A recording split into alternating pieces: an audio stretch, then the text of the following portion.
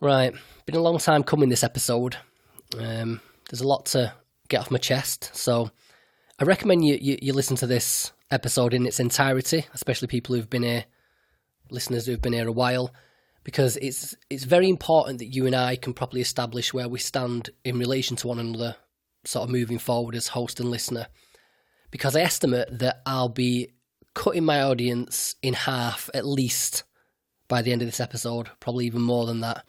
And I just want to preface this by saying that the point of this episode isn't to sort of purposefully upset or annoy anyone. I'm not bothered if it does, so don't bother emailing me. But I do intend to cut ties with a certain contingency of listeners and colleagues potentially, for my sake and for yours. So I haven't got a clue how long this is going to take. Might be a couple of hours. I've got 10 pages of notes here to run through. It's going to get very political. It's going to get very contentious. So, yeah, buckle up.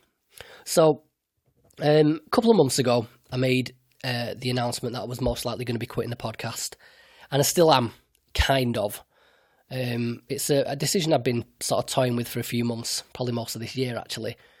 But then, the perfect storm of things happened that made me come to the conclusion that, it's time to knock this shit on the head and move on. And those were sort of financial reasons, for reasons of integrity, feelings of disillusionment, and then just plain old boredom. And they're all sort of interlinked, but I just wanted to sort of spend this episode breaking it down and explain how each of those factors contributed to this decision. So let's start with number one, finances. So when I first started doing this podcast, I was mainly doing it just as something to do. I'd been out of work for over a year because of my mental health issues or whatever. I started to get back on my feet. Leanne was pregnant with Hope at the time. She's 2.5 now. And I just needed a project to focus on because I hadn't been doing anything. And also, I was sort of coming out the other side of struggling with agoraphobia for a couple of years. And having spent so much time learning about mental health in isolation just by myself, reading books or whatever, I sort of saw it as an opportunity to learn more about myself and the shit I'd been going through, and then maybe help some other people as well. And, with all things like this, started slow. It's brand new podcast. Nobody knew who I was. I was getting maybe 5-10 plays an episode or whatever. But then, slowly over time, the audience began to increase, and then I think after about a year or so, I was getting maybe 500 plays per episode. People starting to email in saying, they love the show, I should do it more often, I should start a YouTube channel. So I'm thinking, it might be potentially to actually turn this from just something to do, from a hobby into a career.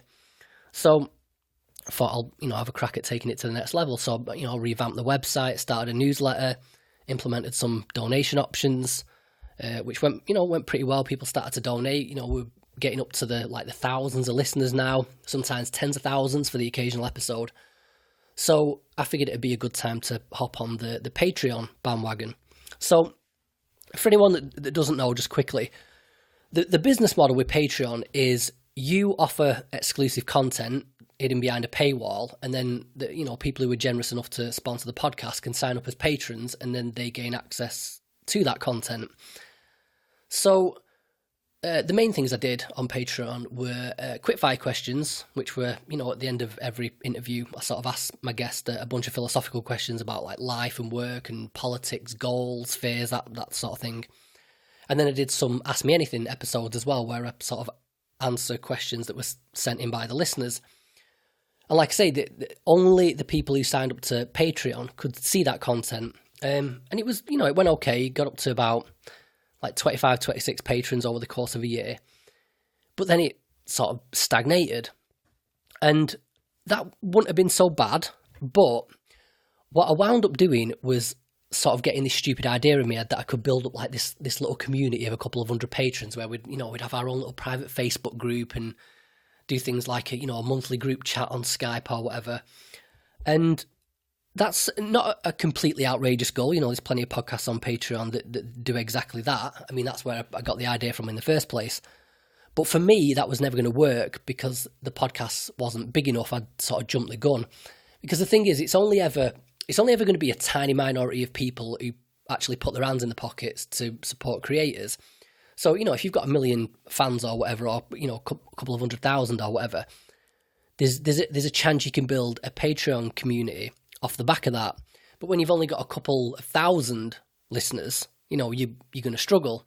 You need you need a big audience first, and then extrapolate a community from that audience, not try and establish a community first and then build an audience on top of that. And that's sort of precisely what I tried to do, sort of putting the cart before the horse.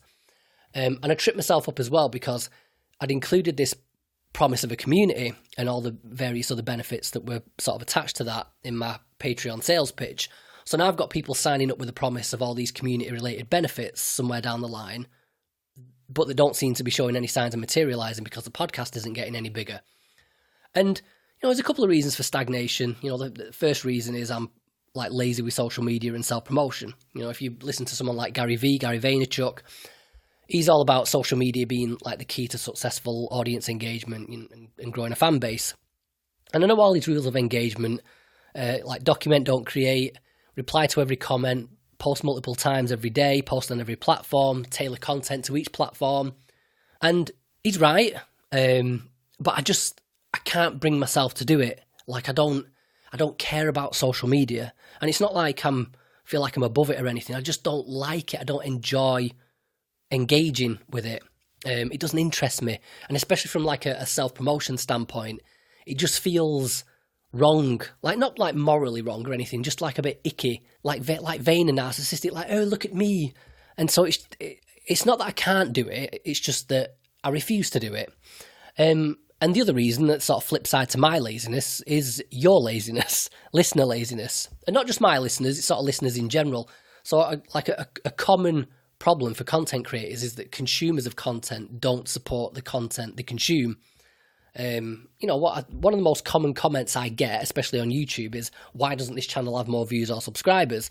And, it's a nice thing for people to say or whatever. But whenever I see this type of comment, I like to do a little digging. And invariably what I'll find is this. So the same person who says, why doesn't this channel have more views? I'll click on their YouTube profile, and they haven't liked the video or added it to a playlist. If they've got their other like social media accounts listed on the YouTube profile, I'll click through to like the Facebook or the Twitter. Again, nothing there. They haven't shared an episode. They haven't talked about it to anyone. And, to be fair, my content isn't the most shareable. Sharing mental health content might be sort of misconstrued as a confession. If you've been diagnosed with bipolar or whatever, you hear one of my interviews, maybe you love the content, but you don't want people knowing you have a vested interest in it, so you're not going to share it. Also, I don't suppose it helps that I do stuff about like rape and school shootings and paedophilia and what have you.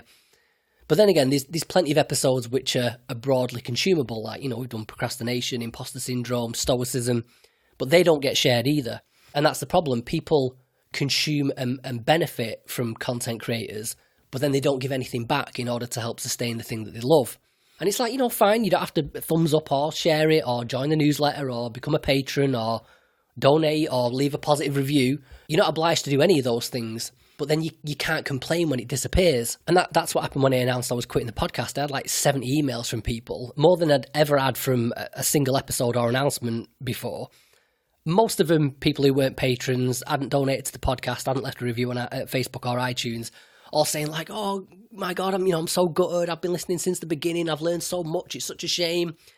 And it's like, it's not a shame much. It's basic economics. I've got a house, a car, I've got kids, bills and taxes to pay like everybody else. Podcasts cost time and money to create. And every hour I dedicate to a podcast that doesn't pay, I could be dedicating that time to something that does.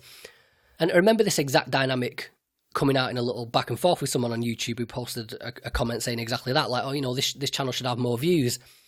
And I commented back, I said, it's partly my own fault for not doing the social media thing, and that, I just can't bring myself to engage with it. And then he commented back and said, well, don't you owe it to your guests to grow your audience? So again, click through to his YouTube profile. Has he liked the video? No. Is it in his playlist? No. Click through to his Facebook, his Twitter. Has he shared it on social media? No. Has he talked about it? No. So this is the perfect example of this bizarre dynamic whereby the same person who supposedly enjoys this podcast and thinks it deserves a bigger audience, the same person who's telling me that I owe it to my guests to grow my audience by engaging in social media, is actually proving my point in real time by turning out to be a waste of time himself because he doesn't engage in the very process that he's proselytising about and trying to convince me is worth the effort. He's saying, you want to grow, you need to engage. And it's like, okay, I'm engaging with you. But he's like, oh no, not me. You need to engage with other people. Other people need to do the hard work of clicking like and share. It's like, oh, well, I do apologise. Don't put yourself out. So it's like, okay, right. So I've made this stupid decision now to try and turn this into a business. But if I can't rely on the audience to help the podcast grow and bring in more revenue, then I have to explore other avenues. And the only other avenues available, especially to smaller podcasts, are things like merchandise, Amazon affiliates, YouTube's partner program, and advertising. So T-shirts, that sort of thing is a fucking waste of time. Again, the audience wasn't big enough. I think I sold about 3 T-shirts. Income from book recommendations via Amazon affiliates is dire. So if you click on one of my links to buy a book for $20, I'll make 20-30 cents. But most people don't buy new books. They buy used books, which are $3, so then I'll make 5 cents, again, if I'm lucky. YouTube is a shit show because since the whole apocalypse thing, they either demonetize or restrict pretty much every video I upload because the nature of the content isn't considered advertiser friendly. We cover controversial topics. A lot of mental health podcasts are all sort of fluff and reassurance and pseudoscience and misery porn, all things which are considered consumer friendly, funnily enough, but the very thing that makes this podcast different I get penalised for. And then even then, for the ones that do slip through the net, I'm making £10 a month if I'm lucky. And that's £10. That's not £10 per video, that's £10 a month total. And so the only other avenue of revenue was placing adverts in the podcast, which I implemented fairly recently. But then people have been emailing me to complain about that, saying that, they don't like having to listen to the adverts or whatever. So the whole operation now is dependent on this tiny group of exceptional people, 25 people on Patreon, who are willing to support it.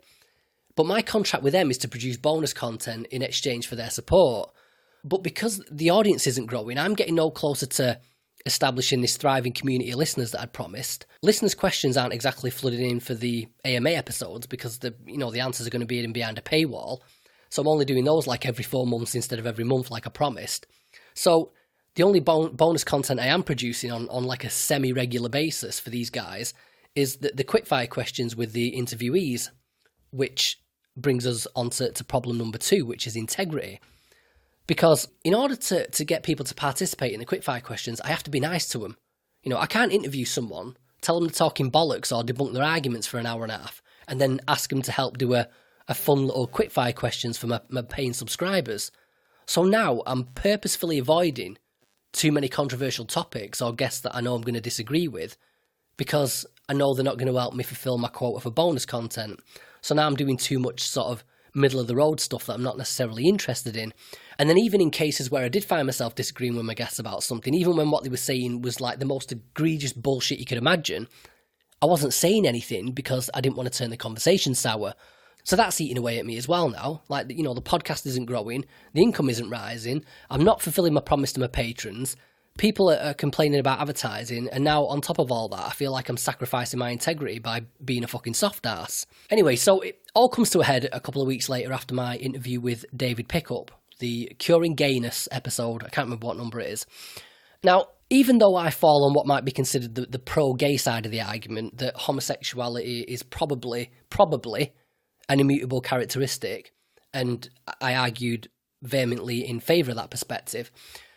After that episode, in the space of 2 weeks, more than a quarter of my patrons unsubscribed, which equated to it was a 32% drop in income, which isn't enough to see me out on the streets, obviously, but it was enough to sort of remind me how fragile this content creation economy is and force me to reconsider how much time I want to dedicate to creating content, versus doing something else, versus getting a proper job. And even though I didn't get any complaints from my patrons specifically, so it could have been purely coincidence, I doubt it because I also got a few email complaints about that episode in particular that coincided with them unsubscribing. And most of them were vague complaints about my language or my agenda or whatever. But there was one woman who was very specific about what I'd said that bothered her. And she found these 3 things particularly offensive. So it was pathetic male feminists. I said pathetic male feminists. I said I didn't class myself as an ally to the gay community. and I said, a guy can't go mincing into therapy like Liberace and then come out swaggering 10 sessions later like Jason Statham foaming at the mouth for pussy. Now, my initial response to this was like, oh shit, I need to watch what I say in future. And I was a bit bummed out about it for a couple of days, thinking, that's what you get for covering dodgy topics, that's what you get for speaking freely, that's what you get for being honest. But then I thought, hang on a minute, I was being honest. So let's break this down, right? Do I think men who peg themselves as male feminists are pathetic? Yes, I do.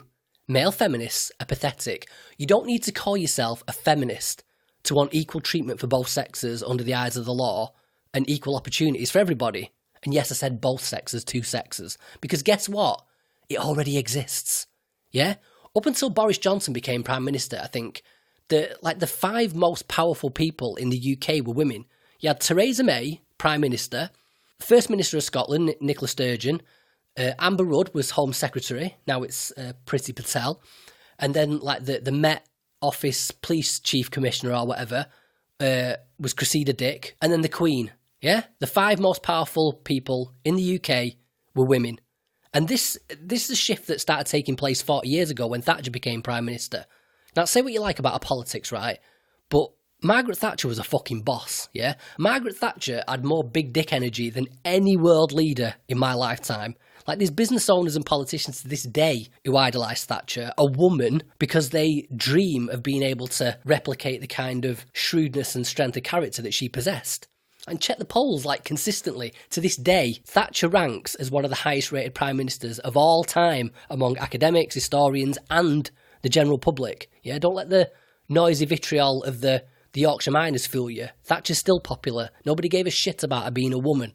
Right? Hillary Clinton, on the other hand, her entire presidential campaign was based around little more than the fact that she had a vagina, right? And the reason she managed to lose against the most unqualified presidential candidate of all time was because that's all she had going for her. And then you look at someone like Tulsi Gabbard now, on the other hand. War vet, first ever Hindu member of Congress for Hawaii, I think it is.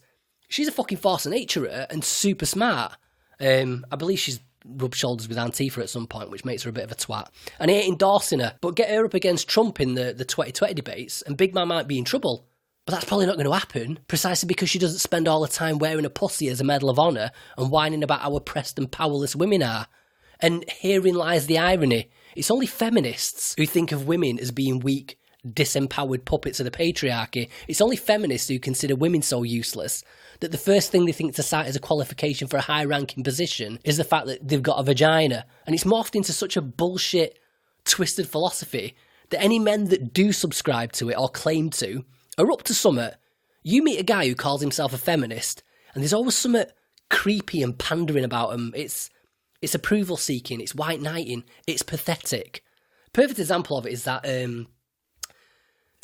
Mark Ruffalo, the guy who plays the Hulk in the Marvel films or whatever, a little video he posted of himself on his Twitter a couple of years ago with his hand on his hip, waving an handkerchief over his head with the caption, "Waving goodbye to the patriarchy," with zero irony as well. Fucking hell. I swear, it's the same level of cringe as watching those adult baby people, those 40-year-old men who like to dress up in a diaper and bonnet and then pay some obese, mumsy, quasi-paedophile woman to breastfeed them. Same ballpark of pathetic. And besides, women agree with me, yeah? 9% of British women refer to themselves as feminists, meaning 91% don't, right? And the reason they don't is because they don't agree with what feminism has come to represent, which is essentially victimhood and misandry. So imagine being so self-flagellating as a man that you'll throw your lot in with the same 9% of the population who revel in victimhood and despise the very thing that you are. Yes, that's pathetic. I stand by what I said. 2. Do I class myself as an ally to the gay community? No, I don't.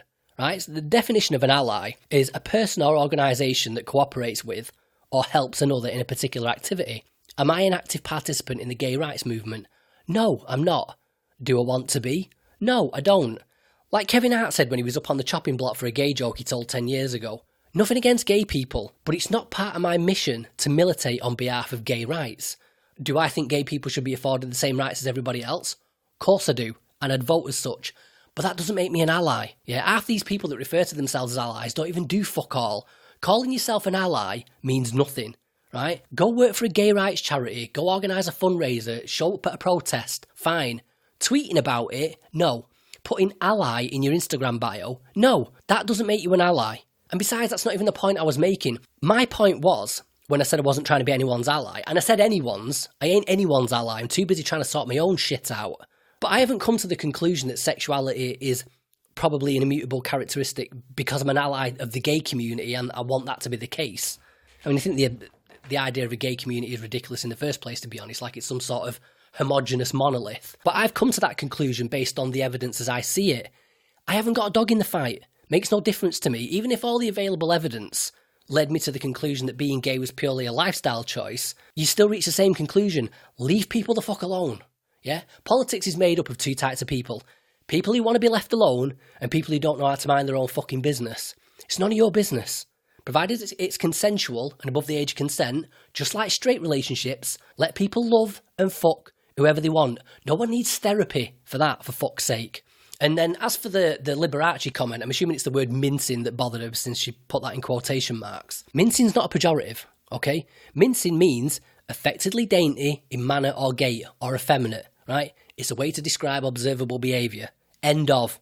So I stand by everything I've said. So the only reason I was second guessing myself is because I'm worried about audience perception. Why am I worried about audience perception? Because I've been running this podcast as a business. Business success relies on reputation. When you start to worry about your reputation, dishonesty begins to sneak in because you're trying to control your reputation.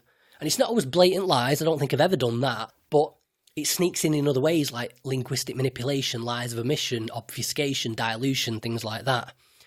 And I know for a fact that it's running this as a business, which is causing this because I wasn't always this cautious. Right? So back when I was still in the very early stages of trying to turn this bollocks from just something to keep me occupied into a business, when I took my first tentative steps towards being a dirty grifter, I did an interview with one of these self-help guru types called Mark Freeman. And the thing is, I wasn't particularly interested in interviewing Mark, if I'm honest. I mean, to be fair, his book's pretty good as a sort of fluffy milquetoast introduction to mental health, like the sort of baby book you need when you first turn to self-help or whatever.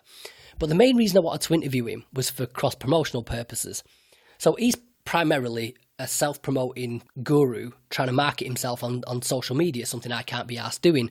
So I just wanted to sort of piggyback off his narcissism by interviewing him, and then he goes off to tell everybody, you know, look at me, I'm being interviewed, and then I benefit from exposure to his audience. And it's interesting that this interview wound up biting me in the ass because that's me engaging in the same sort of selfish opportunism that I despise in other people. Like, I think if you want to keep your integrity in this type of field, you should speak to people based on the merit and not on the marketing skills. And self-help gurus are like 1% merit, 99% marketing. So if this little episode would have sunk me, it would have served me right for being a dirty little grabbler. Anyway, so back then, I used to introduce all the episodes with different versions of ladies and gentlemen. So instead of, you know, hello, ladies and gentlemen, I'd be like, good afternoon, Autobots and Decepticons, or wizards and muggles, or liberals and conservatives, aliens and predators, lanky bastards and short asses, all that bollocks. So anyway, we recorded this interview round about Halloween, and just sort of incidentally looking around for what my pairing was going to be for that episode, I went for the famous costume theme of pimps and prostitutes. So, you know, good afternoon, pimps and prostitutes, welcome to the podcast, blah, blah, blah, blah, blah. So I put the episode out, it's out a couple of days, no problem. And then this god-awful fourth-wave feminist muppet called Anna Keenan, I don't know how to pronounce the surname, Anna Keenan, we'll go with that. She's sort of your typical sourpuss misandrist with a face like a slapped arse, whose entire Twitter feed is dedicated to pissing and moaning about men. She decides to go out of her way to be offended by this. So I'm going to read this little Twitter thread to you now. Now, I've only got bits of my side of the conversation preserved because I've since deleted all my old tweets and stuff. So all I've got left is the screenshots I was sharing with my mate Danielle on WhatsApp while we were taking the piss out of how insane these two idiots are. And since you can't see these people, I'm just going to try and do some voice acting that helps you conjure up the appropriate images. So let's have a look. Right, here we go. Starting with her complaining. Hi, Danny. I really wanted to listen to this podcast, but you introduced it with a joke about pimps and prostitutes. Like, what the hell? Ugh. So I tweeted back, it's a joke. Oh, well, could you ditch the sexist ones? Pretty hard to stomach from a mental health blogger. So she's tagged Mark Freeman into the tweet, so now all of a sudden he has to jump into self-preservation mode. Yes, to me, describing listeners that way seems inherently imbalanced against women. So I tweet back, not all procurers of sex are men. She tweets back, it's primarily men, buying mainly women and children. The Stockholm Police Prostitution Unit, in the 15 years since buying sex has been criminalised, has not found a single woman paying for sex. Thick as shit, right? Clearly doesn't understand what procurer means. So a procurer is a pimp or a madam, basically. So every agency I've ever worked for was owned and operated by a woman. They tend to be like ex-prostitutes who've set up their own agency. And the other thing I find funny is the hypocrisy of feminists on this issue. If anyone says anything derogatory about prostitutes, it's like, how dare you? You know, sex workers are hard-working, empowered businesswomen, owning their sexuality and making a living through consensual adult encounters. But then if you jokingly call someone a prostitute, then all of a sudden that's offensive, which only exposes what they really think, which is that prostitutes are a political pawn when it suits them and then a piece of shit when it doesn't. Anyway, so she tweets back, I urge you to consider the effect of your words on women who have experienced sexual violence, particularly when they download a podcast that deals with topics like PTSD and trauma. Anywho, I won't be listening to your podcast and would urge other women not to. Have a nice life. Now this is fucking gold, right? So Anna Coonan works for a publishing company called Abrams and Chronicle, who last year published a book by Snoop Dogg, the rapper. This is Snoop Dogg who once rapped, bitches ain't shit but hoes and tricks, lick on these nuts and suck the dick, yeah? Snoop Dogg who rapped, I went to your house, your girl came in and started cussing you out, you should have slapped her in the face, I wanted to tell you, but it wasn't my place. So this book by Snoop Dogg gets published, yeah? She posts a tweet promoting the book and boasting about her involvement in it. And I quote, this is what I got into publishing to do. #proud. So I can't even say the word prostitute because that's sexist, but she's proud to be involved in and to personally profit from the publishing and promotion of a book by a rapper famous for lyrics like, never met a bitch that a pimp can't slap. You hypocrite, feminist, cunt. Right? You'll notice I'm not worried about offending anybody in this episode. We'll get to that. Anyway, so I tweet back, look, happy to delete the interview, but I won't edit it. I'm not going to kowtow to leftist language policing. So Mark tweets back, to call it leftist language policing is a cheap straw man. Fuck it, this is gold as well, right? So a straw man is intentionally misrepresenting a proposition, right? So firstly, it is leftist language policing. They're trying to tell me what I can and can't say, right? That's language policing by definition, right? She's a disgusting man-hating feminist, and he's got his preferred pronouns in his Twitter bio, right? Both those attributes are exclusive to loopy leftists. Ergo, leftist language policing. So ain't no scarecrows in my garden. Secondly, get this. So he's just accused me of using a straw man, yeah? Then he says, if you believe it's funny to imply your female listeners get sold by men, and that's something you want to defend, then I'd appreciate it if you deleted my interview. Yeah, that's what I'm implying, you fucking idiot. The same way I'm implying that half my audience are wizards and transformer robots. It was a serious accusation. Fuck me. Accuses me of using a straw man and then dumps a 10-ton bale of hay on the table. Thick as fuck. Anyway, so I deleted the episode, said fine, episode deleted, but minus an apology. And I must have called him a snowflake because he tweeted, this isn't about snowflakes, Danny. Hang on, right? And I swear I didn't get this from a white knight dialogue generator on the internet. He actually says this, okay? This isn't about snowflakes, Danny. We're talking about women, respecting women, listening to women, and creating space for women in a media environment that's been consistently hostile to female creators and consumers. There's so much cringe in that sentence, it genuinely gives me the willies. It's a certain type of man who speaks like that. If my missus had a colleague like that at work, I'd be telling her, fucking watch out for that one. And he's talking bollocks anyway, right? More women than ever are working in media. It's like about 65% of people going into journalism are women. Female-led films lead global box office revenue at every budget level, and women drive 70 to 80% of all consumer purchasing power. So, baseless platitudes. I think I finished up by pointing out that I'd actually spent 10 years of my life in some of the dodgiest inner city environments you can imagine, physically protecting women from being armed. And if he actually cared as much as he was professing, he'd get off his ass and go organise a fundraiser for a women's shelter or whatever, instead of going for the low-hanging fruit on Twitter, talking a good game, but actually contributing fuck all, like every pussy activist does nowadays. Fuck, it's so annoying. I'm going off piece now, fuck my notes. Like I was saying before about being a gay ally, nowadays, all you have to do is profess to care about something and that's it, job done. Yeah, you don't actually have to do anything or donate any money. I once gave a girl my entire week's wages because she was broke as fuck feeding a cat and a baby daughter fucking sugar puffs 3 times a day. Breakfast cereal. And she weren't bullshitting either. I went in her house, nothing in the cupboards except a packet of fucking sugar puffs. Didn't even have any milk. Serving them with water. Getting in fights. Squared up to a gang of like 6 Irish rugby players once trying to protect some girl who was mouthing off to him. How I got away with that, I'll never know. They just stomped me into a fucking puddle. Getting threatened by gangsters. I've had my car nicked. But one Christmas, right, I fucked my family off and spent Christmas Day at the massage parlour because there was an African girl and an Eastern European girl living there. Neither of them spoke English or each other's language, right? Didn't know the way around Manchester, know where to go. Place could have got broken into at any time because there's always someone trying to rob the fucking safe in that place because it's a cash business. So I fucked my family off and go spend Christmas Day and Boxing Day with them two. 3 idiots sat round doing fucking improvised sign language to each other because none of us spoke the other person's language, eating chicken kebabs from the curry mile for Christmas dinner. I've taught dozens of girls out of getting into prostitution, and that's something people often say to me, like, oh, you've been complicit in the propagation of that industry. And it's like, look, prostitution's been around since forever, and it ain't going nowhere, right? And it ain't capitalism's fault either. It was around in slave societies, feudal societies, and it fucking thrives in socialist societies where everyone ends up with fuck all to sell but the genitals, right? So some women are going to do it regardless, and they can either be surrounded by men who don't give a shit or men who do. I gave a shit, right? The amount of times I've gone to pick up a new girl on a first night, knew she wasn't cut out for the job, like some 18-year-old student just comes to Manchester, desperate for money. She gets in the car and I just tell straight away this game's going to fucking eat her alive. It's going to damage her.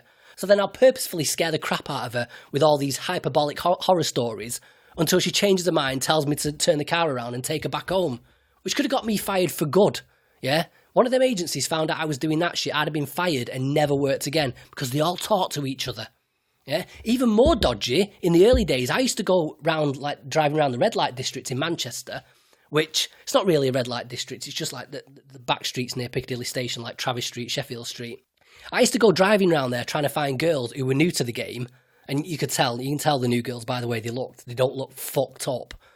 And yeah, I'd like pull up next to them like a customer, and then try and convince them to come and work at the parlour instead, where it was safe and it was warm and the money was better, which is super fucking dodgy because A, in the street game, it's the customer that gets arrested if the coppers catch you, and that would have gone on my record.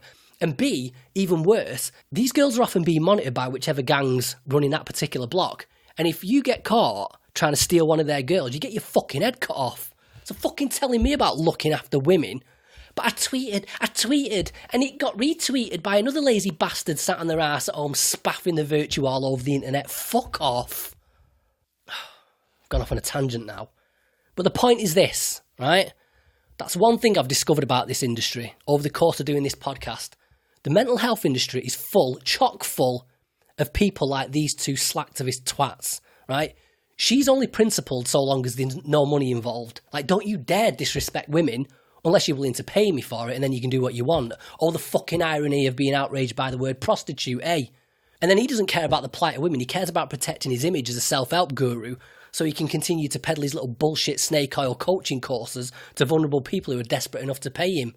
So clever ass me, a conservative, I've decided to start hosting a podcast whose subject matter is riddled with loopy lefties who just feed off outrage culture, where any deviation from the approved social justice warrior doctrine makes you a Nazi. Here I am having this public Twitter spat, being accused of sexism, right? She's got like 1,000 followers, he's got like 10,000. Between the two of them, my tiny little raft in this vast ocean of podcasts, they could have sunk me, easy. And remember, this podcast was the only thing I had going for me back then, but I was willing to throw it away to remain principled about a fucking light-hearted quip, to remain principled about not bowing down to the mock outrage brigade.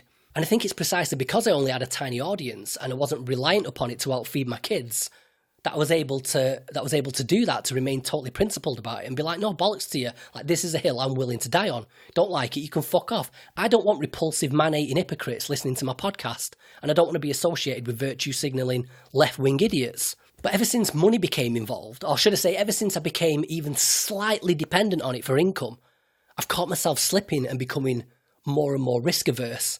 And this most recent complaint about not being an ally and using the word mincing or whatever, by even thinking about kowtowing to people like that, to the likes of Anna Coonan, I'm inadvertently turning into a fucking grifter like Mark Freeman. Like, fuck that. And I don't think I'm guilty of anything too egregious so far. I mean, let's go through it. I think I'm guilty of inviting people onto the podcast purely because of their elevated profile and not because I was particularly interested in what they have to say. And luckily, only a couple of those people actually accepted, and they didn't turn out to be as bad as I expected. Some of the people I tried inviting are just fucking vacuous. I mean, I nearly scored an interview with Jordan Peterson at one point. I was talking to his wife via email. And I like Jordan Peterson. I still like him, even after his dumb comments about Brett Kavanaugh. And even though I think his view of psychiatric medication is bizarrely uninformed for someone who's otherwise so precise and exacting. But my main reason for contacting him in the first place was to jump on the bandwagon. I didn't even know what I wanted to speak to him about. I was just going to sort of figure that out later. But that's some pandering bullshit, It's not the way to do things. The two most important people I've ever interviewed, most people have never even heard of, William Epstein and Thomas Witkowski. This consequence to the work that those guys are doing. Those are the types of people I should be aiming to speak to, not whoever's got the most Twitter followers or whatever. And even if I do score an interview with someone big, it's got to be for the right reasons. It's got to be primarily because I feel like they've got something of worth to say. And if they bring a big audience with them, then that's just got to be a sort of like a circumstantial benefit. I'm guilty of going too easy on people when it sounds like they're talking bollocks. I first did that back when I interviewed Dawson Church on EFT, Emotional Freedom Technique, the tapping bollocks. And I actually called myself out on that in the intro to that episode. But then I've since gone on to do it again, either by completely omitting certain questions because I knew there'd be a sore point, or by broaching the disagreement too softly. Like, not sure I agree with you 100% there, let's move on. When what I should have done is keep pushing and expose the bullshit. And if people want to get up at you or offended or even cancel the interview, then tough, see you later. But you know what? More often than not, I reckon that the people I've gone at it with kid gloves could have handled it. It's been my fault for being too cautious and not that they were reluctant to be challenged. Again, the episode on gay conversion therapy with David Pickup, that entire conversation was an hour of disagreement, but David was a good sport about it. He took it on the chin, he pushed back. Some people think I came out on top. Some people think he wiped the floor with me. Again, but the reason I went a little harder on David was because we'd already agreed not to do a quickfire questions round for Patreon. It's one of those interviews that YouTube was going to demonetize. It's not going to show up in recommended videos because of the subject matter. Facebook and Twitter are going to minimise its exposure in people's feeds for the same reason. People are going to accuse me of giving a platform to someone I shouldn't. So the only reason that I had that conversation was because I was interested in the subject matter. From a business perspective, it was all downside. But because of that, there was nothing at stake. So there was no need to fight for any sort of polite middle ground. And they're what make for the most interesting and honest discussions, I think. What else? Oh, yeah, more recently, I came up with an idea to invite like activists and people on social media to come on the podcast to do like a sort of current affairs style program where we comment on mental health related events in the news and what have you. And I mean, that was me being a little less disingenuous because the whole point of that was for it to be opinion based, so it wouldn't sort of undermine the pursuit of scientific credibility that I like to try and aim for. Everyone's got an opinion, everyone's entitled to one. But do I care what a hypnotist or a meditation guru thinks about Kanye West's behaviour in the White House? Not so much. It was just a way to try and benefit from cross-promotion again. And that's pathetic. That's not the way I want to spend my time. And luckily, most of these social media types are flaky as fuck, so I never actually got round to launching or recording any of those episodes. And the other thing is pandering to people in the comments section on YouTube trying to do damage control. I mean, I've got loads of examples of this, but I think just one example was after I published the episode on porn addiction. So during the intro to that episode, I made a little offhand remark about how, I don't watch porn anymore because I can't think of anything more pathetic than jacking off over another man ploughing some bird that you find attractive. And I said the way I get my visual kicks nowadays is using Instagram. So I'm into fat birds, right? So not like obese are out, and not like those girls with arses so big that they look like they need an assistant to wipe their ass, but I like a bit of tub and jiggle, right? A few stretch marks, tiger stripes on the thighs and hips, that sort of thing, boobs that can sort of hold a can of beer under them. Go look up Lily Lux on Instagram, LILLILUXE. That's my shit. Thick old Kidman, she calls herself. Anyway, so I mentioned this and then mentioned one of the accounts that I like to check out every now and again. Anyway, so some guy posts a comment on YouTube saying, oh, leave out the Instagram recommendations next time. This is a really serious issue for some guys. So I'm thinking, oh, shit, damage control, and posted some like fawning apology like, oh, sorry, dude, I didn't realise, I'll be more careful in future, which was completely disingenuous on my part, right? Because my genuine response to something like that is, fuck you, right? The point of me saying it was that I found a happy medium between whacking off to porn and going cold turkey, and that's going on Instagram. Get yourself an eyeful, enjoy looking at some beautiful women, but in a way that doesn't end up with you whacking off over the sink with your pants around your ankles, right? And besides, if all it takes is for me to merely mention an Instagram account for you to wind up wanking yourself into a sobbing heap on your bedroom floor surrounded by spatters of cold cum stains like some Jackson Pollock installation, you're fucked anyway. Because guess what? The world is full of TV adverts and billboards and bus stops and magazine stands with arse cheeks and side boob all over the place, right? So again, don't come moaning to me about some little offhanded quip. Employ some self-control, you fucking loser. But that's what the outrage brigade feed off. People like me being a pussy, conceding ground too easily and apologising. And does an apology even count when it's disingenuous? And even if it does, I take it back. And you know what? Again, going off my notes here a second time, I've just realised as I'm sat here talking about this now, it's not like I've completely eschewed controversy since making this a business. Like, I've been saying shit I know is going to be contentious all the way through this podcast. Like in the intro to my interview with Tom O'Carroll, where I state quite clearly that I think left-wing media seems to have a disgusting and bizarre obsession with sexualising children, usually in the guise of promoting so-called trans kids, and then coupled with this recent slew of articles defending paedophiles in like Vox and Huffington Post. I think they're guilty of facilitating a slippery slope towards normalising paedophilia. I've never heard the bleeding end of that accusation, which I stand by, again, by the way. But over a year later, every week, I still get at least one email from some Antifa gimp moaning about it. So I've always spoken my mind. I think my weakness hasn't been honesty up front. It's been in dealing with the reaction to that honesty. So, you know, I'll put something out there, which is me throwing caution to the wind and being completely honest and almost not thinking at all about the potential ramifications of it because it doesn't matter, because what matters is the truth. Or not even that, sometimes I'm just making a fucking joke. But then the backlash reminds me of the politics of this particular industry, and then I'm immediately on the back foot like, oh, you know, shit, maybe I shouldn't have said that. And it's like, shouldn't have said what?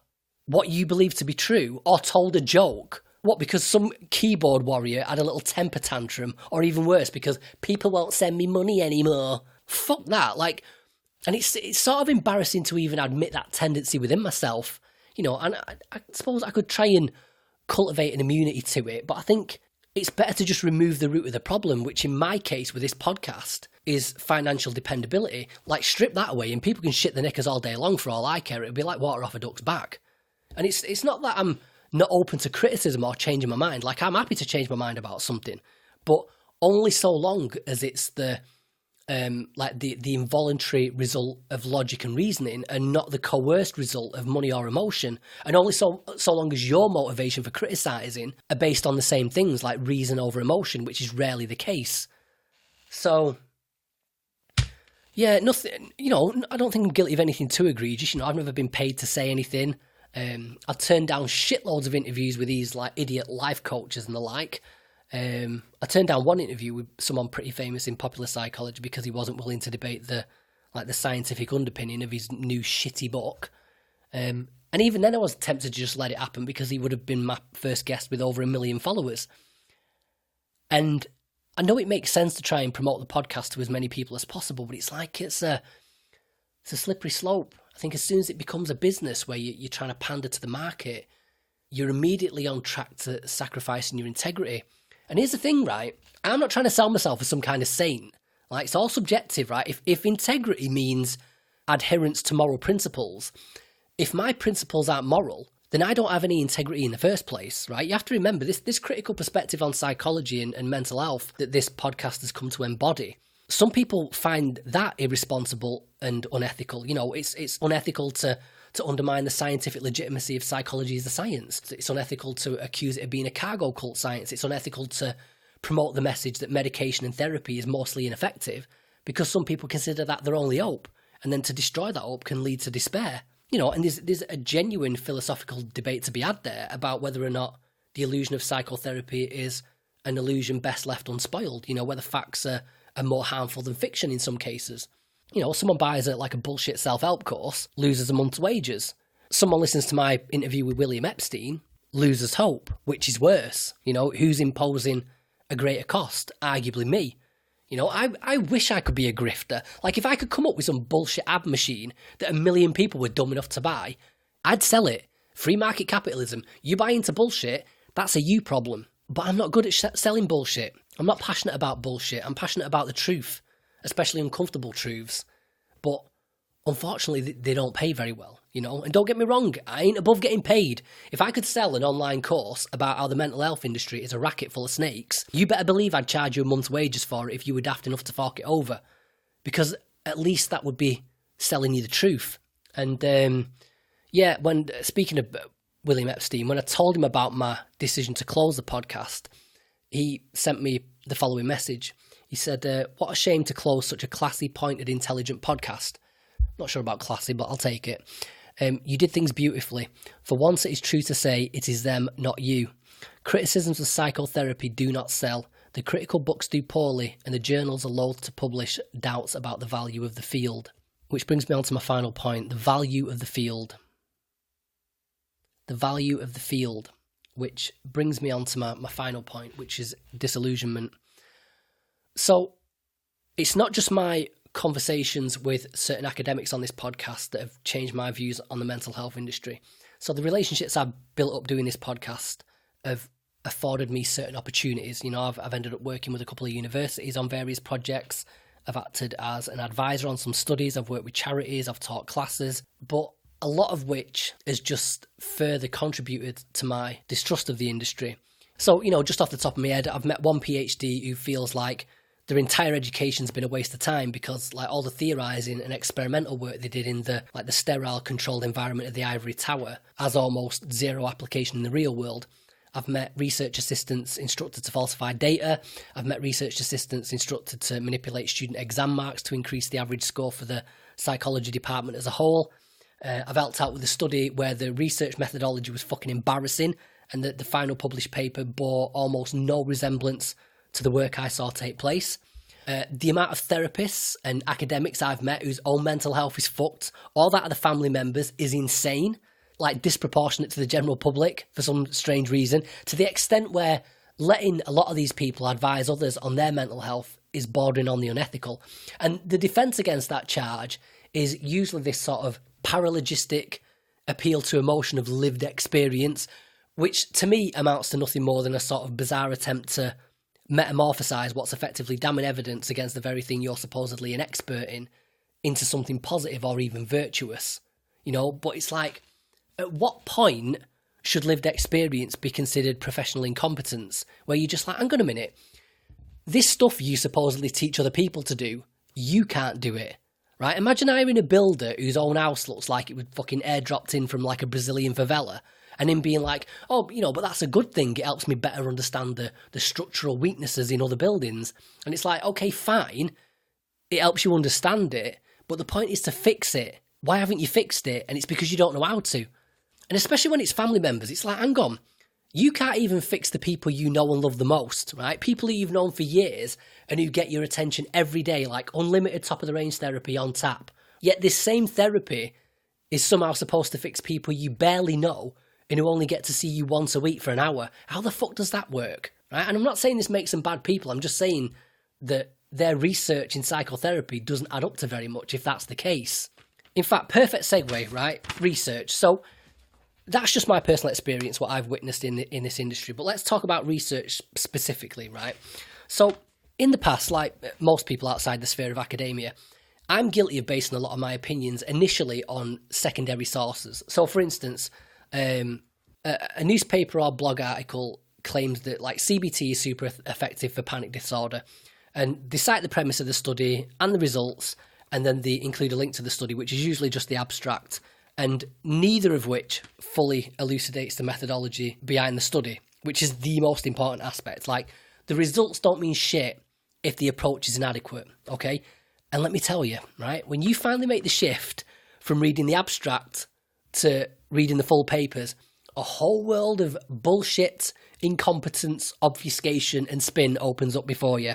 So I'm just going to reel off a bunch of the sins committed in mental health research. And honestly, this would be just sort of barely scratching the surface. And in terms of prevalence, I'd say not all studies are going to be guilty of all these shortcomings, but some are guilty of most are guilty of some, and very few are guilty of very few. And the problem being that just one of these methodological flaws is sometimes enough to undermine the scientific credibility of the conclusions reached by many, if not most, of these papers. Okay, so first thing is tiny sample sizes, which is a common thing with psychological studies. So if you hear a study about where, say, 75% of people with OCD showed improved symptoms after a course of CBT, it's like, wow, 75%? Yeah, 75% of 9 people, right? It's like, okay, well, what's wrong with that? Well, what's wrong with that is the law of large numbers, right? Okay, so a coin toss has a 50-50 likelihood of being heads or tails, right? So you flip a coin 10 times and you've got more chance of landing a 7-to-3 ratio of heads versus tails than if you flip it 1,000 times. So the more times you conduct an experiment, the more likely it is that the actual ratio of outcomes will converge with the theoretical ratio of outcomes. So the chances of landing 70% tails from 1,000 coin tosses is way less than if you do just 10, right? So you flip a coin 10 times and land tails 7 times. That doesn't mean you as a person are more likely to land tails. It doesn't mean that you've got a knack for flipping tails. But based on the evidence, a small sample size, a single experiment, there's nothing to stop you coming to that conclusion. And then you don't even know if 9 people actually completed the study, because dropout rates are insane. You know, it's not uncommon for like 30, 40, 50% of participants to either drop out or not properly conform to the parameters of the study. So with the non-compliant people, there's something called per protocol, which means you discard the data. So you didn't stick to the protocol, the data's no good, throw it out, right? Which is probably what you should do every time. But what a lot of these studies do instead is something called as treated, which means if you were in the experimental treatment group, the treatment being studied, and you didn't comply, we'll swap your data over to the control group who didn't receive any treatment, because not sticking to the rules is effectively the same as not being treated, or so the theory goes. But often the reason people don't comply with the treatment group in the first place is because they're so like depressed or anxious or fucked up that they're struggling to comply in the first place. So take the spiralling fuck-ups who are having a particularly difficult time and put their shit results in the non-treatment group, and then take all the goody two-shoes who were well enough to comply and keep their good results in the experimental treatment group, then compare the data and, oh look, our fancy new treatment, it works wonders compared to the non-treatment group. No shit, right? So that's the non-compliant people. The way they deal with people who drop out altogether is use something called intention to treat adjustments, where and I think there's variations on this, but a super common one is to carry forward the most recent symptom scores before somebody dropped out. Now, couple this with the fact that when people receive treatment, they tend to show the most improvement after the first few sessions, and then over time this effect size gets smaller and smaller. So what that means is you get a study where a bunch of people show up, complete 2 out of 12 sessions, report feeling better, way better, and then drop out. Right? We don't know why they drop out. They could have killed themselves, right? It could be because when they leave the shiny university and go back to the shitty drudgery of the regular life, they realise that the treatment isn't actually doing fuck all, and so they quit. But the researchers just carry forward those most recent results before the person quit to the end of the study, and then assume that those initial positive outcomes were sustained, right? And you might think, well, you know, maybe that's not an unreasonable assumption. You know, maybe CBT is so effective that it only takes 2 sessions to cure some people. Right, because if you were in the depths of depression and suddenly found this miracle cure that made you feel amazing after 2 sessions, you'd just ditch it. Of course you would. Fuck those other 10 free sessions that could make me feel even more amazing, I'll just knock it on the head now. Of course, that's what fucking happens. Okay, so what about the people that stick with it and report feeling better, right? Well, there's another problem, self-report measures, right? Why did people report feeling better? Because, in the moment when they're at a nice, warm, fancy university filling out the questionnaire, they feel more optimistic than when they're at home in a freezing cold, rat-infested tower block, or stood in the unemployment line, or cowering at the fist of an abusive partner, because they feel appreciative, because they feel a loyalty to the therapist, because they know they put a 4 for the happiness rating at the beginning of the study, and they don't want to let the therapist who they become attached to feel like a failure. So they circle the number 7, even though it's not true, it's an exaggeration. Or maybe they just don't want to feel like a failure. Or maybe they just want to believe that the therapy did actually work. But how do they feel when they're back at home in the real world, surrounded by the problems that were bothering them in the first place? Clearly not too great, or the remission rates wouldn't be so dire, which they are. Maybe that's why a lot of these studies are so lax about follow-up procedures, which they are. And that's another thing, fluctuation in context. So hardly any studies adequately adjust or control for the seasonality of mood disorders or natural attrition, right? Sometimes people just get better. So for instance, spontaneous remission occurs within 12 months in 53% of depression cases and 23% within 3 months, right? Listen, spontaneous remission occurs for 23% of people with depression in 3 months. 12 weeks, right? Which just so happens to be one of the most common treatment schedules in clinical trials. So that's a quarter of all success stories in CBT trials that can be attributed to natural remission straight away, right?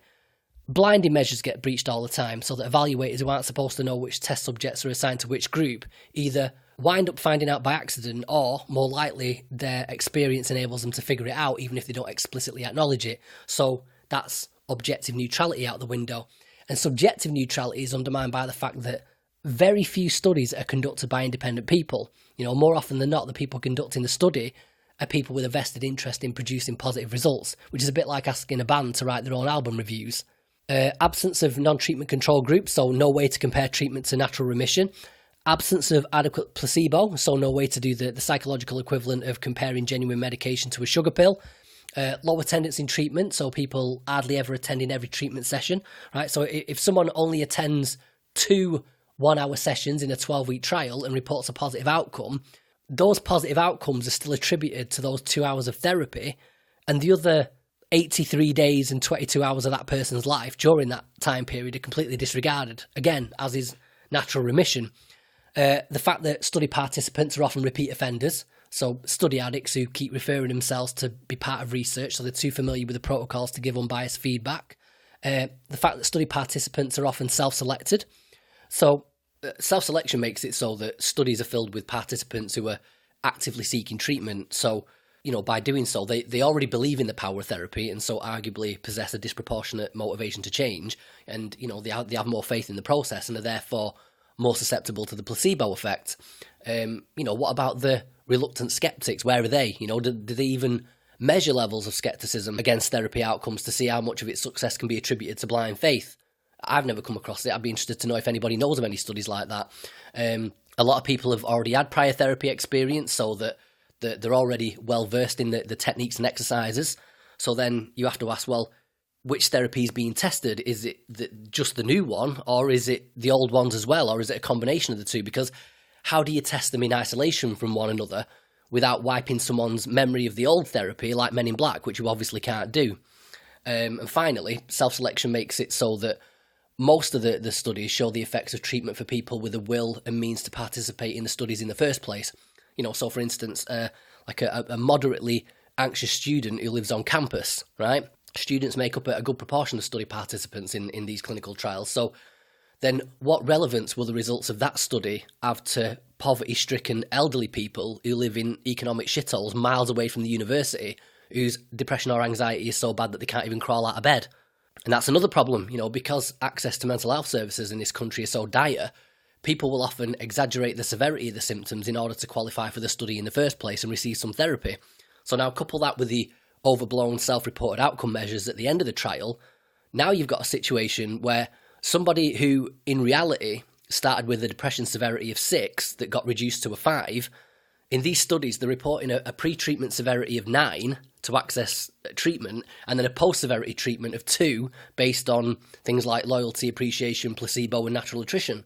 It's pathetic, and I think all these self-help gurus who like write books and develop courses try to be all like, it's evidence-based. It's evidence-based. My book is different. It's based on science.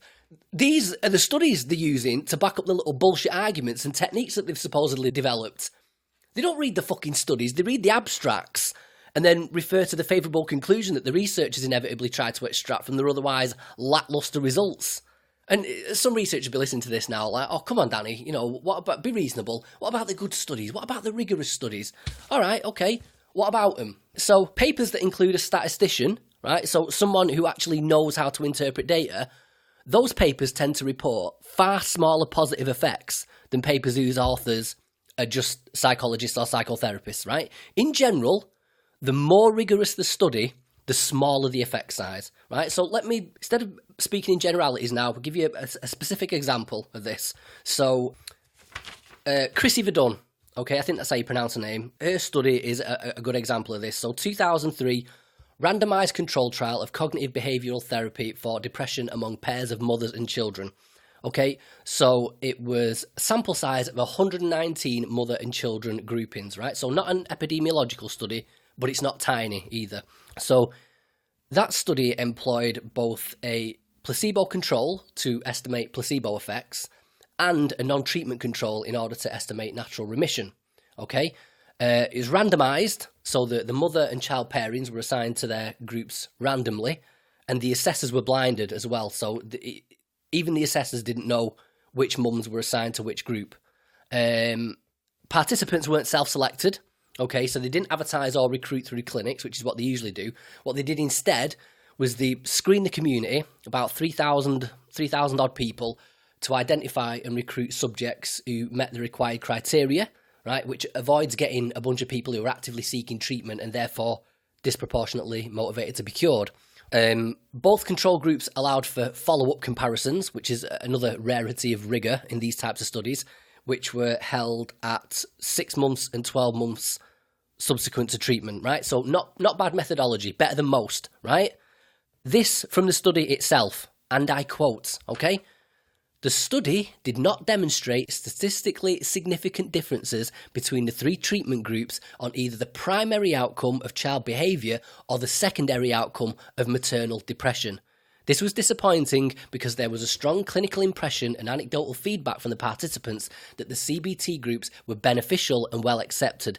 Thus, the principal analysis did not reveal significant group differences between the treatment groups. So in other words, 16 sessions of CBT was equally as effective as doing fuck all. Brilliant. And that's not just this study, that's across the board, right? When you actually do get a rigorous study that meets a solid standard, more often than not, the results are shite, yeah? And remember, journals rarely publish bad studies, right? No one wants to read about, we tried X, it was pointless, it didn't work, right? The rationale being that learning what doesn't work is less valuable than learning what does, which is fair enough, I suppose. But the real reason is because, A, if journals had to publish what didn't work, every issue of the journal would be like a fucking phone book from the 1990s, and B, it would damage the credibility of the therapy industry. So the shit that does get published, that contains all these methodological flaws, and that still results in pretty unimpressive outcomes, that shit represents the best of the best. That's the cream of the crop, right? And there's always an excuse. There's always an excuse for not randomising. There's always an excuse for not measuring effect size, or for not blinding the assessors, or for not having a treatment control.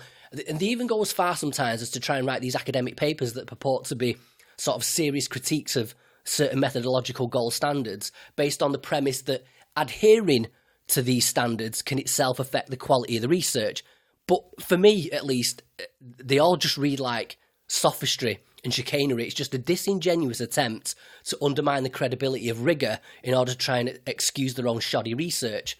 A bit like the fucking cowboy builders who built the Sistine Chapel arguing against the insistence of solid structural foundations based on its later aesthetic qualities and its cultural impact and its lasting positive effect on the local economy. It's sort of this strange ability to reach a somewhat convincing conclusion based on specious argumentation. And even then, even after all that, there's psychology's replication crisis to contend with, where more than 60% of studies fail replication tests. So do a study one time, get one set of results, do the exact same study under the exact same conditions a second time, get completely different results. That's not science, okay?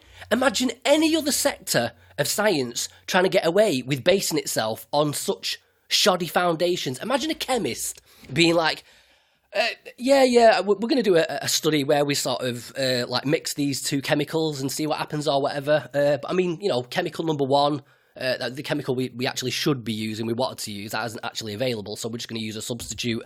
And then, we don't even really know what chemical number two is, to be honest. And the test tubes are sort of covered in dust, and we haven't washed them out since the previous experiments.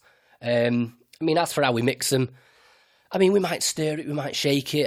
Depends what you mean by mix, I suppose. And as for how we record the results, I guess we'll write something down, I suppose. It depends what comes up. And then afterwards, it's like, we did the experiment. We mixed the chemical thingies together and whatever. Well, I think we did. The guy at the lab said he did anyway. And, he did mention something about accidentally spilling them on the floor or something, but he scooped them up and poured it back in the test tube, quickly as well. It's fine, 5-second rule and all that. And even though nothing of any significance happened, it kind of changed colour a bit, apparently. So, that's something, isn't it? So I reckon it's, probably got some potential. It's not like nothing happened. So yeah, sorted. And then they just dress it up in purposefully impenetrable sesquipedalian psychobabble and make it sound like all academic and highbrow, like, yes, well, despite methodological issues inherent in the execution of such experiments due to logistical concerns imposed through budgetary limitations, the general consensus derived from the amalgamation of the two substances demonstrated negligible consequence with regard to any alteration in physical structure as it pertains to volume or viscosity, but did somewhat notably culminate in the materialization of a particular expression of pigmentation with a distinct iridescence and chromatism, leading us to conclude that there may indeed exist the potential for practical application in various though as yet undefined sectors of science and industry, and therefore propose to name this new substance Speakergen Boller Oxide. PhDs all round. Science, bro. It's not science. Neither's diagnosis, right? The classification system that this entire bullshit industry is based on, that's not a science either. It's all politics, okay? So, for instance, the state of Illinois was the first place to decriminalise homosexuality in 1962, right? The UK sort of did it in a half-assed way in 67 because it was only for couples over 21. So no gay gangbangs for the under 21s. And I think you had to wait until the early 2000s for that. But Illinois did it in 1962, but it took the American Psychiatric Association until 1973 to declassify homosexuality as a mental illness.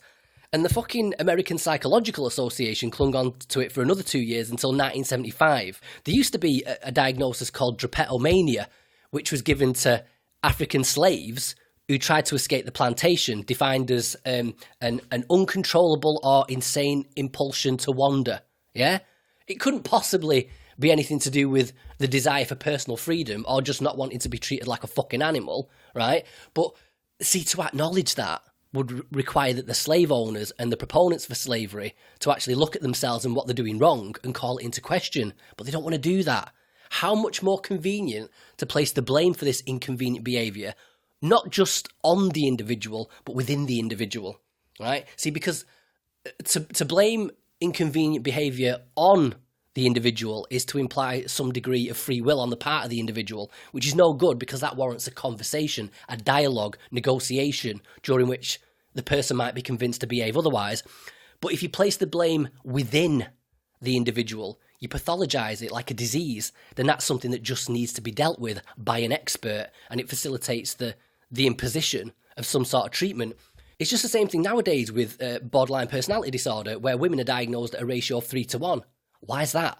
Could it have anything to do with the fact that 70 to 80% of women diagnosed with borderline personality disorder have experienced childhood sexual abuse? So when these women grow up and develop abandonment issues and anger problems and emotional instability and relationship problems and substance abuse, instead of suffering from abuse victim coping syndrome, it's nah, bitch, your personality's disordered, it's wrong. What it boils down to basically is your behaviour is no way for a woman to conduct herself. And I'm going to throw in a bit of my own conjecture here. Everyone else is fucking doing it, so why not join in?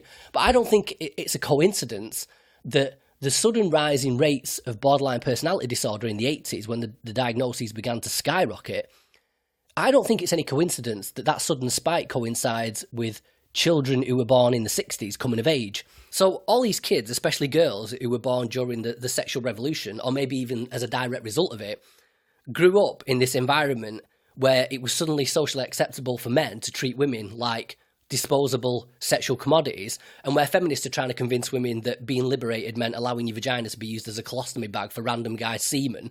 So they wind up growing up with a deadbeat absent father, no one to protect them from all the disgusting hippie perverts that the mum was knocking about with. So the really unlucky ones wind up getting molested, and the slightly less unlucky ones just get to spend the teenage years getting pumped and dumped by all the male peers who were raised with this libertine attitude towards women, and it fucked them up. And then society pays them back by saying, whoa, bitch, what's with the attitude problem? Why are you such a fucking drama queen? Here, take these pills and shut the fuck up. I don't know, it's a theory.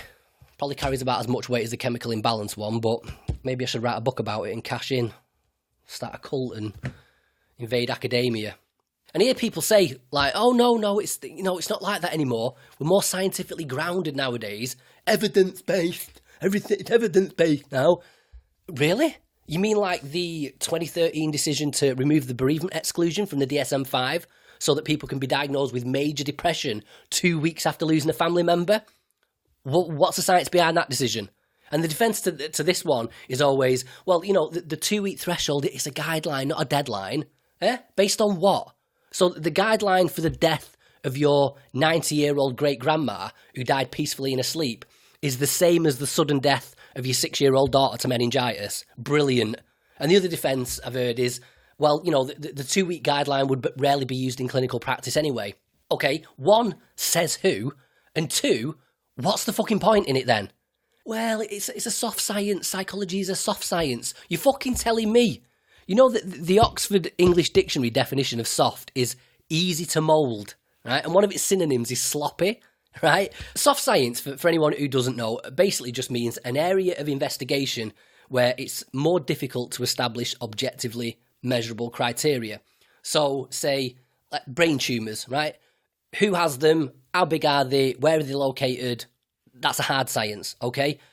How being diagnosed with a brain tumour affects people's outlook on life? Soft science, right? But sticking with the DSM for a minute, here's one of the problems with that soft science label that psychology gets away with. So, since the 1970s, medical science has managed to discover about 40 new infectious diseases, right? That's bugs observable under a microscope, right? Yet in that same period, mental health researchers have managed to discover, quote unquote, nearly 200 new mental health disorders, right? So, quick summary, quick overview.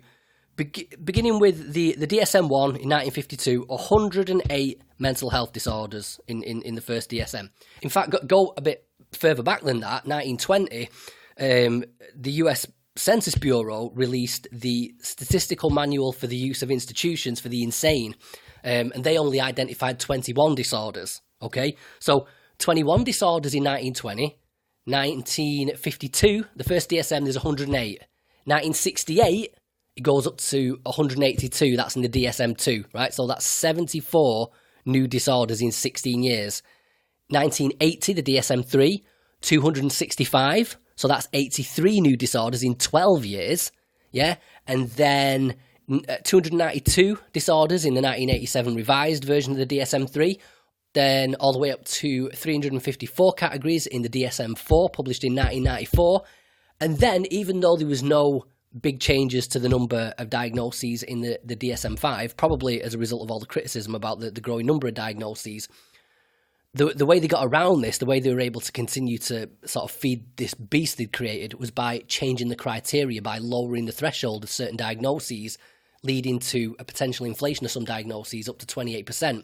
And all this, despite the fact that there are no objective ways to test for labels such as depression or bipolar or schizophrenia and a bunch of other so-called psychiatric disorders, rendering them completely invalid from a medical standpoint. And I remember after publishing my interview with Lucy Johnston when we discussed this, and I got a bunch of emails from people like, well, actually, it's not as simple as that, and there'll be a load of psychologists and what have you listening to this saying the same thing. Sure, right? There's exceptions to certain diagnoses in the DSM, like narcolepsy can be identified by cerebrospinal fluid tests, and I think like a BMI results of 14, don't quote me on that, are required for anorexia, and then things like Tourette syndrome are sort of objectively observable. But as far as I'm concerned, citing those examples as a defence of the validity of the DSM or of diagnosis as a whole is just a disingenuous attempt to use the exception to refute the rule. No one's criticising every aspect of the DSM. Like, there's not a single medically valid diagnosis in the DSM, said nobody ever, right? Not even the most virulent critics go that far. Nobody's questioning erectile dysfunction or sleep apnea. But stop citing those as examples of validity in the DSM and of psychiatric diagnosis in general, because you and I know full well that these aren't the diagnoses that the majority of people are being medicated, exploited and abused for on a fucking industrial scale. It's like someone saying, exposure to cadmium can lower sperm motility in coal miners and affect the fertility. Ergo, cadmium is bad for coal miners' prospects of becoming a father. And then some pedant twat pipes up like, oh, really? Do women have sperm? And it's like, no. Well, I know a woman who works as a coal miner, actually. Right, so what? So then exposure to cadmium doesn't affect the fertility of all coal miners then, does it? It's like, what the fuck are you going on about? A, that was never the point I was making. And B, your exception to the rule doesn't discount the problem I'm pointing out in the first place. Fuck off. And the other problem with diagnosis, besides the validity of it, is how unreliable it is. So, similar to the replication problem, if you take one person with a set of symptoms and present them to different psychiatrists, more often than not, they'll come to different diagnostic conclusions. A bunch of studies in the 70s showed this, and then one more recently, 2013, Robert Friedman. Happened to my missus. My missus was diagnosed with borderline personality disorder, major depression and bipolar by a bunch of different people when she was about 14 because she'd been involved in a traumatic accident and was having trouble at school as a result of it. But of course, no one asked her about that. Just tell me your symptoms, here's your diagnosis. Interesting bit of research done by, I'm not good with these pronunciations, but Eco Fried and Frederick Koemans, I think based on DSM-5 criteria. They calculated that there are 10,377 ways to qualify for a diagnosis of major depression, but up to 341,737 ways to qualify for a diagnosis of melancholia, which is a subtype of depression, making a subtype less homogeneous than the main construct. So, plain English, according to the DSM-5, there are more ways to be diagnosed with a specific form of depression than just general depression. So, there are more roads that lead to London Bridge than there are that lead to London. How the fuck does that work? Now, to be fair, there does seem to be evidence to suggest that when you use a technique called a structured interview assessment, that the reliability of diagnosis improves. So instead of just like the usual speculative chit-chat, a structured interview basically involves asking a client a pre-specified set of questions in a fixed sequence and then rating the responses as either positive or negative. So things like, do you ever experience auditory hallucinations? Yes, no. Do you ever feel hopeless? Yes or no. Have you ever considered taking your own life? Yes or no.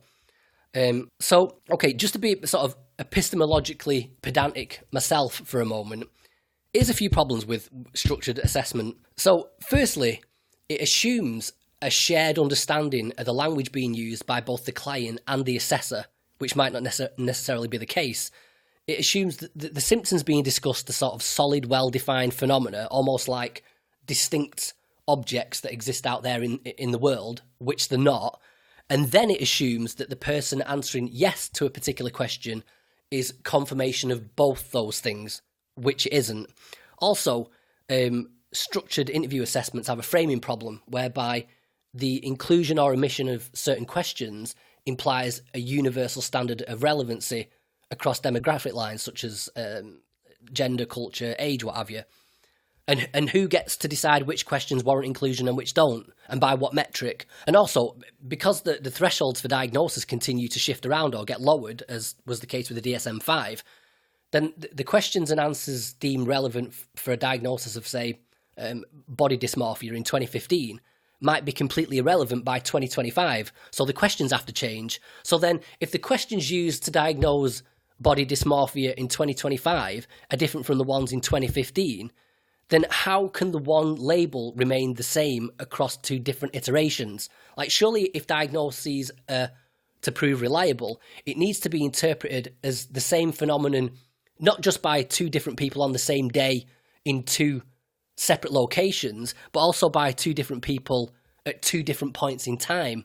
Otherwise, the same person who didn't have body dysmorphia by 2015 standards might suddenly find themselves eligible for it 10 years later, despite nothing about their subjective experience changing.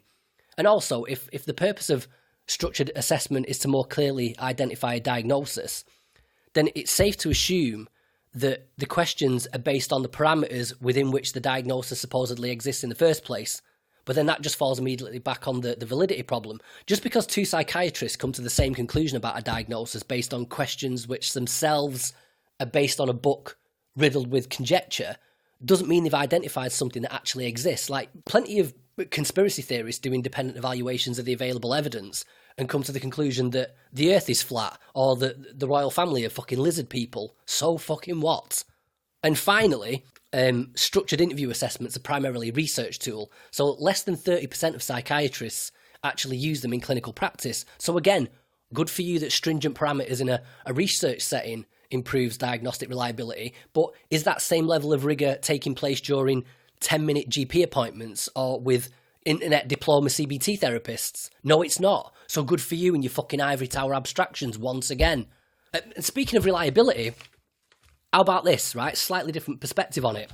Remember we had Tomasz Witkowski on the podcast. That was How Corrupt is Academic Psychology, episode 70. Now, if you don't remember that episode, let me give you the TLDR version of the most damning evidence. So, Leslie K. John at Harvard Business School, she and her team questioned 2,155 research psychologists who published in a journal of the Association for Psychological Science. They found 94% of research psychologists admitted to having engaged in at least one questionable research practice, including 50% of researchers admitted to cherry picking, so selectively reporting studies that worked, quote unquote. 43% admitted to excluding data after seeing how it affected the results, like, ugh, those numbers don't favour the outcome I was hoping for, get rid of them.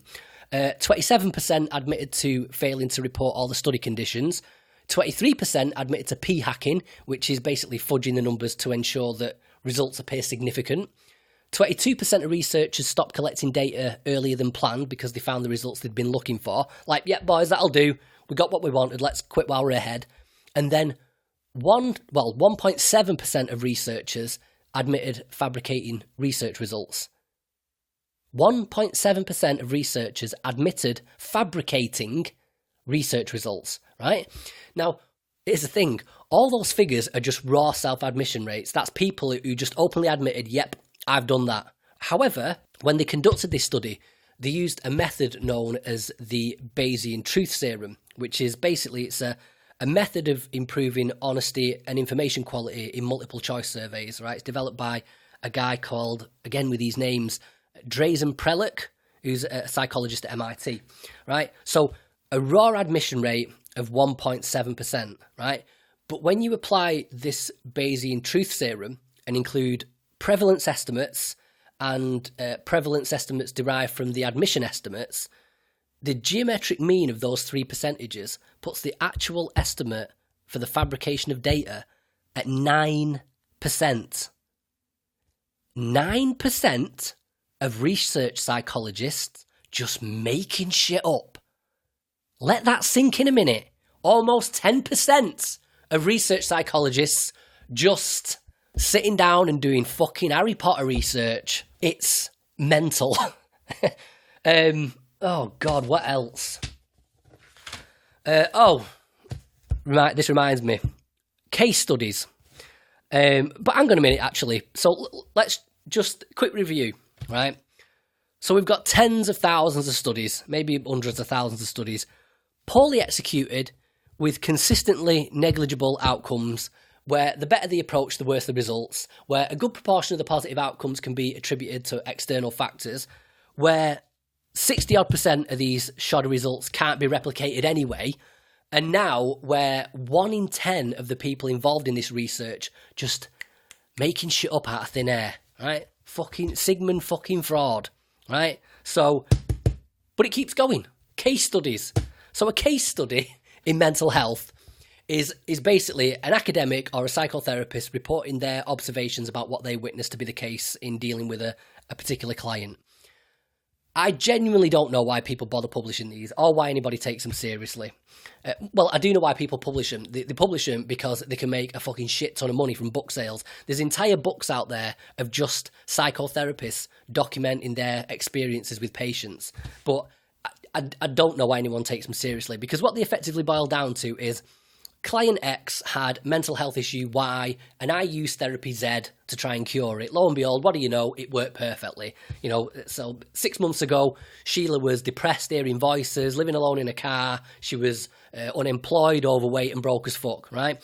After coming to see me at my practice for 3 months, you know, today she's happy, healthy, working full time, engaged to be married, you know, to the man of her dreams and earning 50k a year.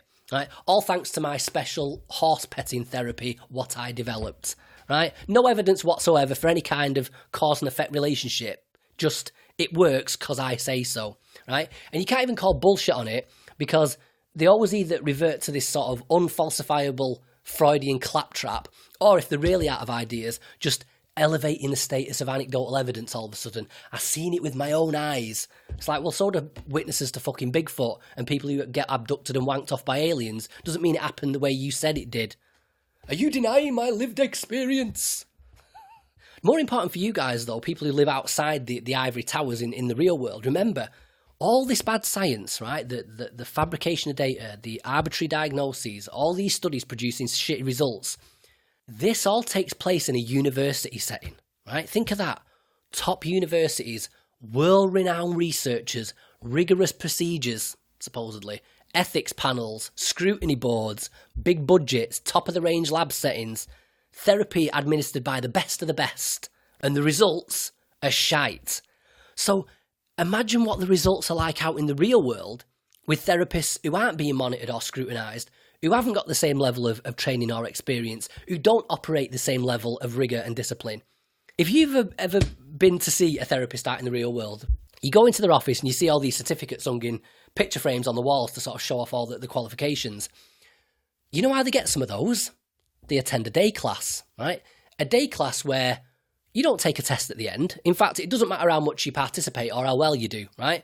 As long as you stay till the end of the class, everyone gets a certificate, right? Like fucking sports day at primary school for the egg and spoon race, right? So this woman over here who answers all the questions and participates in the demonstrations and understands the concepts, she gets the same certificate as the guy in the corner who sits there with his thumb up his arse the entire session and contributes nothing.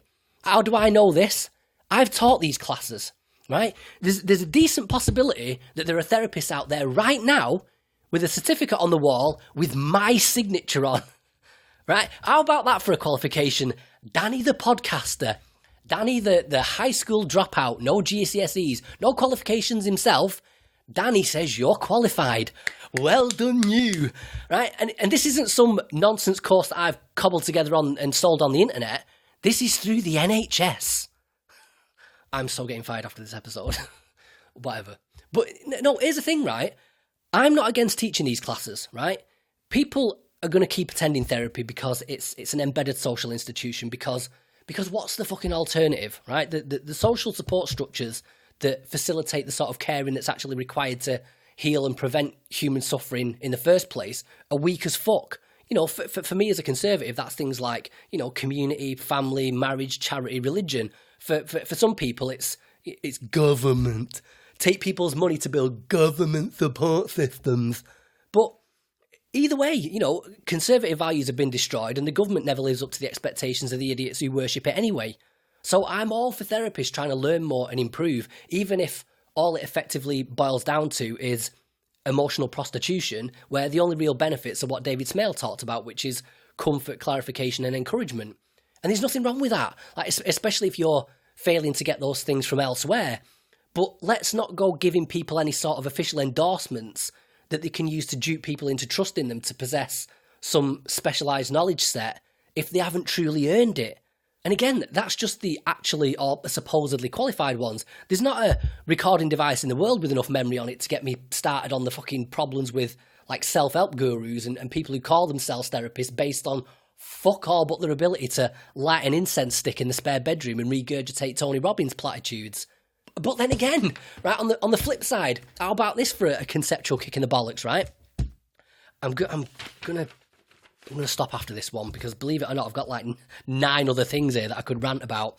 So in 1977, Mary Lee Smith and Jean Glass examined 375 studies that had tested the effects of counselling and psychotherapy. Okay, this from the paper itself. Despite volumes devoted to the theoretical differences among different schools of psychotherapy, the results of research demonstrate negligible differences in the effects produced by different therapy types. Unconditional judgments of superiority of one type or another of psychotherapy are unjustified. Okay, so this is known as the dodo bird effect, right? So this name comes from a scene in Lewis Carroll's Alice in Wonderland, where Alice goes for a swim with a bunch of birds. I don't think this is in the Disney version. And because they're all wet, the dodo bird proposes a competition where everyone has to run around the lake until they're dry. But they don't time it, they don't measure distance or count laps or anything like that. So when everybody's dry, they ask the dodo bird who won. And because he doesn't know, he just says, oh, everybody's won and all must have prizes, right? Fucking communist. But the point is, it doesn't matter whether you get one of the sensible ones like CBT or person-centered counselling or something a bit more archaic like Freudian psychoanalysis or just letting some woo-woo self-help guru lead you through his consciousness reawakening therapy where you stand on one leg and pretend to be a tree blowing in the wind. It's all the fucking same. Similar findings in Frank 1979, Lebowski 1975, Smith and Glass again in 1980 along with Thomas Miller. And there's been plenty of other studies since showing exactly the same thing.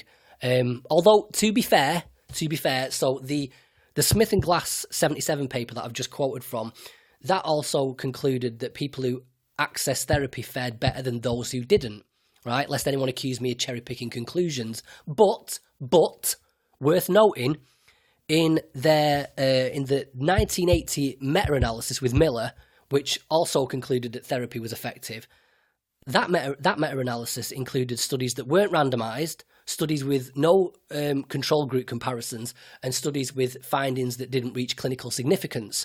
Okay, so when you rerun the analysis, only including the randomised trials, again, when you do things a bit more rigorously, the positive outcomes are reduced from 30 percentage points to 12. Okay, so that's from Priolu, Murdoch and Brody, 1983, an analysis of psychotherapy versus placebo studies. So their conclusion was that all types of therapy are equally effective, but based on dodgy methodology. When you run the numbers properly, all the therapies are still equally as effective, but now just substitute the word effective for the word shit, basically. And again, speculative, but even if people who receive psychotherapy do fare better than people who don't, maybe it's because they're better off to begin with, accessing and sticking to therapy because they can versus people who don't because they can't. And it's not just the therapies that are all as useless as one another, but it looks like the therapists themselves might be expendable as well. So Joseph Durlach, 1979, comparative effectiveness of paraprofessional and professional helpers, right? This is 42 studies comparing the effectiveness of professional versus paraprofessional helpers. So a paraprofessional is basically like a trained aide who assists a professional person but isn't professionally qualified themselves. So basically this is professional therapists and qualified counsellors versus people with either little or no training in talk therapy, right? 42 studies, yeah? In all but one study, the unqualified randomers were either as good as or better than the professionally trained therapists. Right? So, 1981, Nichol and Fisher saw their ass about this in an issue of Psychological Bulletin, accused Durlach's methodology of being inadequate, inconsistent, and inappropriate, right? Durlach replied, stuck to his guns. So then in 1984, a trio called Hattie, Sharpley, and Rogers stepped in and used meta-analysis to resolve some of the contentious issues raised in the debate between Durlach and Nichol and Fisher. And this was in a paper titled Comparative Effectiveness of Professional and Paraprofessional Helpers. Their conclusion? Get this. Effect sizes based on 154 comparisons from 39 studies identified that clients who seek help from paraprofessionals are more likely to achieve resolution of their problem than those who consult professionals. I'm going to read that again. Clients who seek help from paraprofessionals are more likely to achieve resolution of their problem than those who consult professionals. And again, there are other studies across the same lines. Berman and Norton, 1985, slightly less damning statement. Current research evidence does not indicate that paraprofessionals are more effective, but neither does it reveal any substantial superiority for the professionally trained therapist. And then Robin Dawes from his 1994 book, House of Cards, Psychology and Psychotherapy Built on Myth, which I recommend every fucker reads. Right, just a few choice quotes from that book. We should take seriously the findings that the effectiveness of therapy is unrelated to the training or credentials of the therapist. The common sense that assumes trained people must possess unique skills simply because they claim to have them is common nonsense.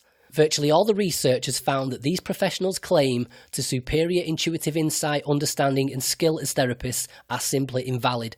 What our society has done, sadly, is to license such people to do their own thing, while simultaneously justifying that license on the basis of scientific knowledge, which those licensed too often ignore. This would not be too bad if their own thing had some validity, but it doesn't. By contrast, other professionals do base their recommendations on what is known, or on what is believed to be true on the basis of research findings. They do not offer grandiose and false advice to the general public about how to live, think, or feel. The simple reason is that their own scientific knowledge about human distress makes them aware of its limitations, and most of them are responsible enough not to pretend that these limitations do not exist. Right? And that's the thing. Speak to most psychologists and psychiatrists, and they'll tell you, we do acknowledge the limitations, and we're always striving to improve and make progress, which sounds great, but it's not good enough, right? Acknowledging your shortcomings and stating the goal of continual improvement isn't a good enough reason to justify the perpetuation of the negative consequences that arise as a direct result of these shortcomings in the first place, especially in light of the fact that very little progress is being made in the first place, and with absolutely no obvious means by which to actually achieve the stated goals. It's like a drug addict saying, I know I need to get better and I promise I will, but, in the meantime, I just need one more hit to get my head straight. It's just a shit show. The entire mental health industry is a fucking shit show. Well, no, not the entire mental health industry. That's not fair. There are little islands of innovation and ingenuity and honest intentions. Little islands.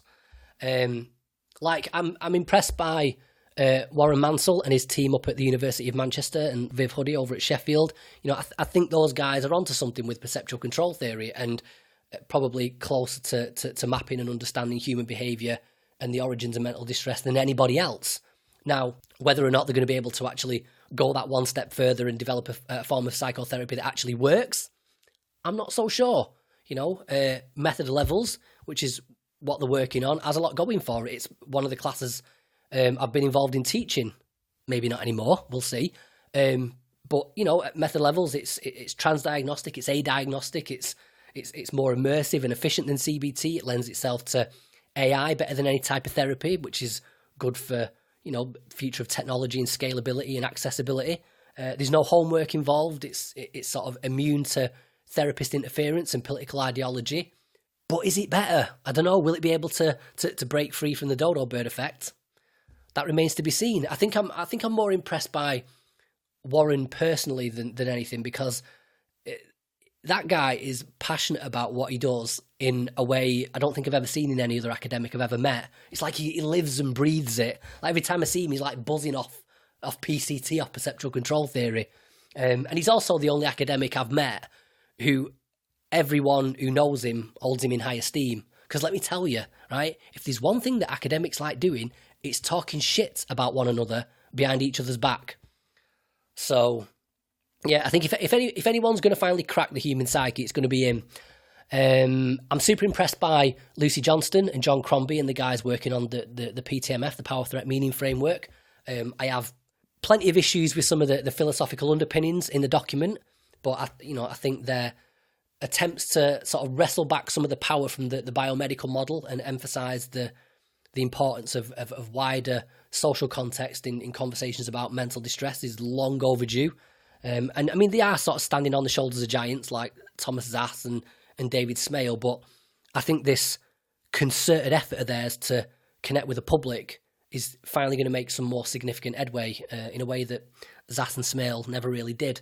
Of course, William Epstein, Thomas Witkowski, although William Epstein's retired now. Joanna Moncrief, she is the greatest and most important critic of psychiatric medication on the planet, by far and bar none, and I've read them all. DJ Jaffe and his critique of the mental health industry and how it fails the seriously mentally ill is just masterful, and his book is a masterpiece. But other than those people, and I've met a lot over these 3 years, I'm just a bit meh. I mean, I think for the most part, the entire industry is either banging its head against a brick wall or is just in total denial, or just a bunch of grifters riding the gravy train until the wheels fall off, and the wheels show no signs of falling off. Because there's always going to be clients to rinse. There's always going to be somebody willing to read the shitty little Marxist opinion pieces in The Guardian about how it's all the fault of neoliberalism, and if only a Labour government could oust the Tories and get the Grand Messiah Corbyn in power, then the socialist utopia that we've all been waiting for will finally emancipate everybody from the hyper-individualistic misery that causes mental health problems in the first place. Of course that's going to happen. If they believed, I tell you what, if they believed their own therapy bullshit, right, it wouldn't matter what economic oppression people were living under, because CBT and medication could just magic it all away anyway. But it doesn't. And if they believed their own politics bullshit, all these therapists and psychologists would just shut up shop and go work in a fucking food bank or a homeless shelter or launch a charity. But they don't do that either, because that doesn't pay £60 an hour like therapy does, or 50k a year like academia does. Most of them wouldn't even bother to masquerade as activists if they weren't getting paid 20 pence a word for it, or if Twitter didn't give them the opportunity to get the little ego stroked by all the other lazy bastards in the little slacktivist echo chambers. Why do you think that, like, the majority of mental health campaigns are aimed at the worried well? Like all these adverts and leaflets depicting like pretty young students sitting on the edge of a bed with her head in her hands looking depressed. When's the last time you saw a mental health campaign depicting like a homeless veteran eating out of a bin and arguing with the voices in his head? Rarely, if ever. And why is that? Because there's no way to profit from homeless veterans. They haven't got any money. Middle-class students with 2 working parents, though, that's a fucking licence to print money. But all these psychologists and therapists and what have you, they like to think that as long as they militate on behalf of the lumpen proletariat from the comfort of their air-conditioned offices, then that excuses them from behaving like parasites sucking on the teat of the very economic system which they so often criticise and pretend to be opposed to. Because these same people who are complaining about like the lack of NHS funding or the lack of adequate benefits and services for the poor and disabled that are causing all these mental health problems in the first place, these are the same people rinsing the fuck out of the NHS coffers to provide psychological services that aren't doing fuck all anyway. And there'll be people listening to this saying, oh, you don't know what you're talking about. Like, it worked for me. My therapy worked for me. Medication worked for me. Guess what? I don't give a fuck about the it worked for me crowd, right? You don't know what works for you. 150 years of psychological and psychiatric research hasn't discovered the mechanism for change in either therapy or medication, nor if one even exists. So no offence if I doubt you figured it out for yourself, right? And even if it did work for you, there's still more people it ain't working for because the numbers are going up.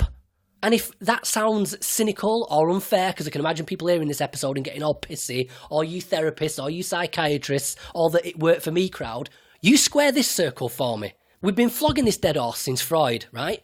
The research quality isn't getting any better. New types of therapy being invented every day. All the self-help books, all the self-help gurus, all the mental health advocates and the lovely little inspirational speeches and the tacky Instagram memes. Depression rates continue to rise. Prescriptions for so-called antidepressants continue to rise. In the UK in 1991, 9 million prescriptions for antidepressants were issued. By 2015, that had risen to 61 million prescriptions. So antidepressant prescriptions rose 600% in the same time that the population only grew by 12.5%. 9% of the UK population are now on some type of antidepressant medication.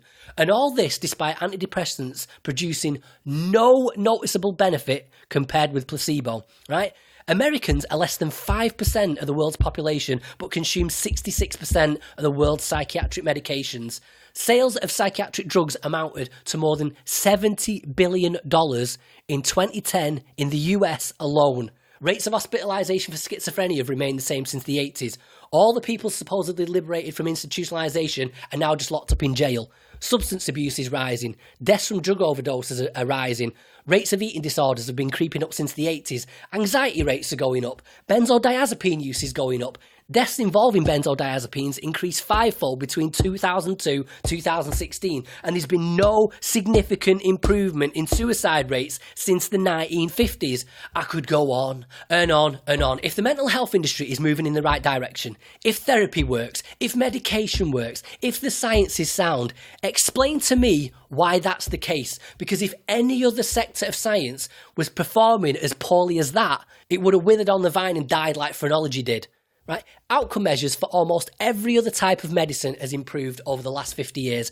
Cancer, heart disease, stroke, pneumonia, even rates of accidental deaths have improved slightly.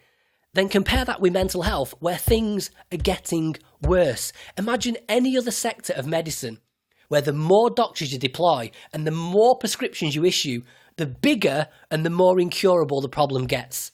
It's fucking insane. It's almost as if the people attempting to fix the problem are the ones making it worse. Yet, despite its apparent inability to have any impact whatsoever on people's well-being, somehow the mental health industry continues to expand exponentially. So much so that it's now trying to reach its disgusting, greasy tentacles into the lives of children, so that what were once just considered boisterous boys are now supposedly suffering from ADHD and being dosed up to the fucking eyeballs on Adderall and Ritalin. And kids that used to just be considered effeminate boys or tomboy girls, they're now being diagnosed with gender dysphoria. And the same mental health professionals who would at one time have diagnosed the stupid attention-seeking parents with Munchausen's by proxy are now legitimising child abuse by prescribing kids as young as 10 hormone blockers on the NHS, which effectively results in chemical castration. 53 kids in 2018, up from 10 in 2014.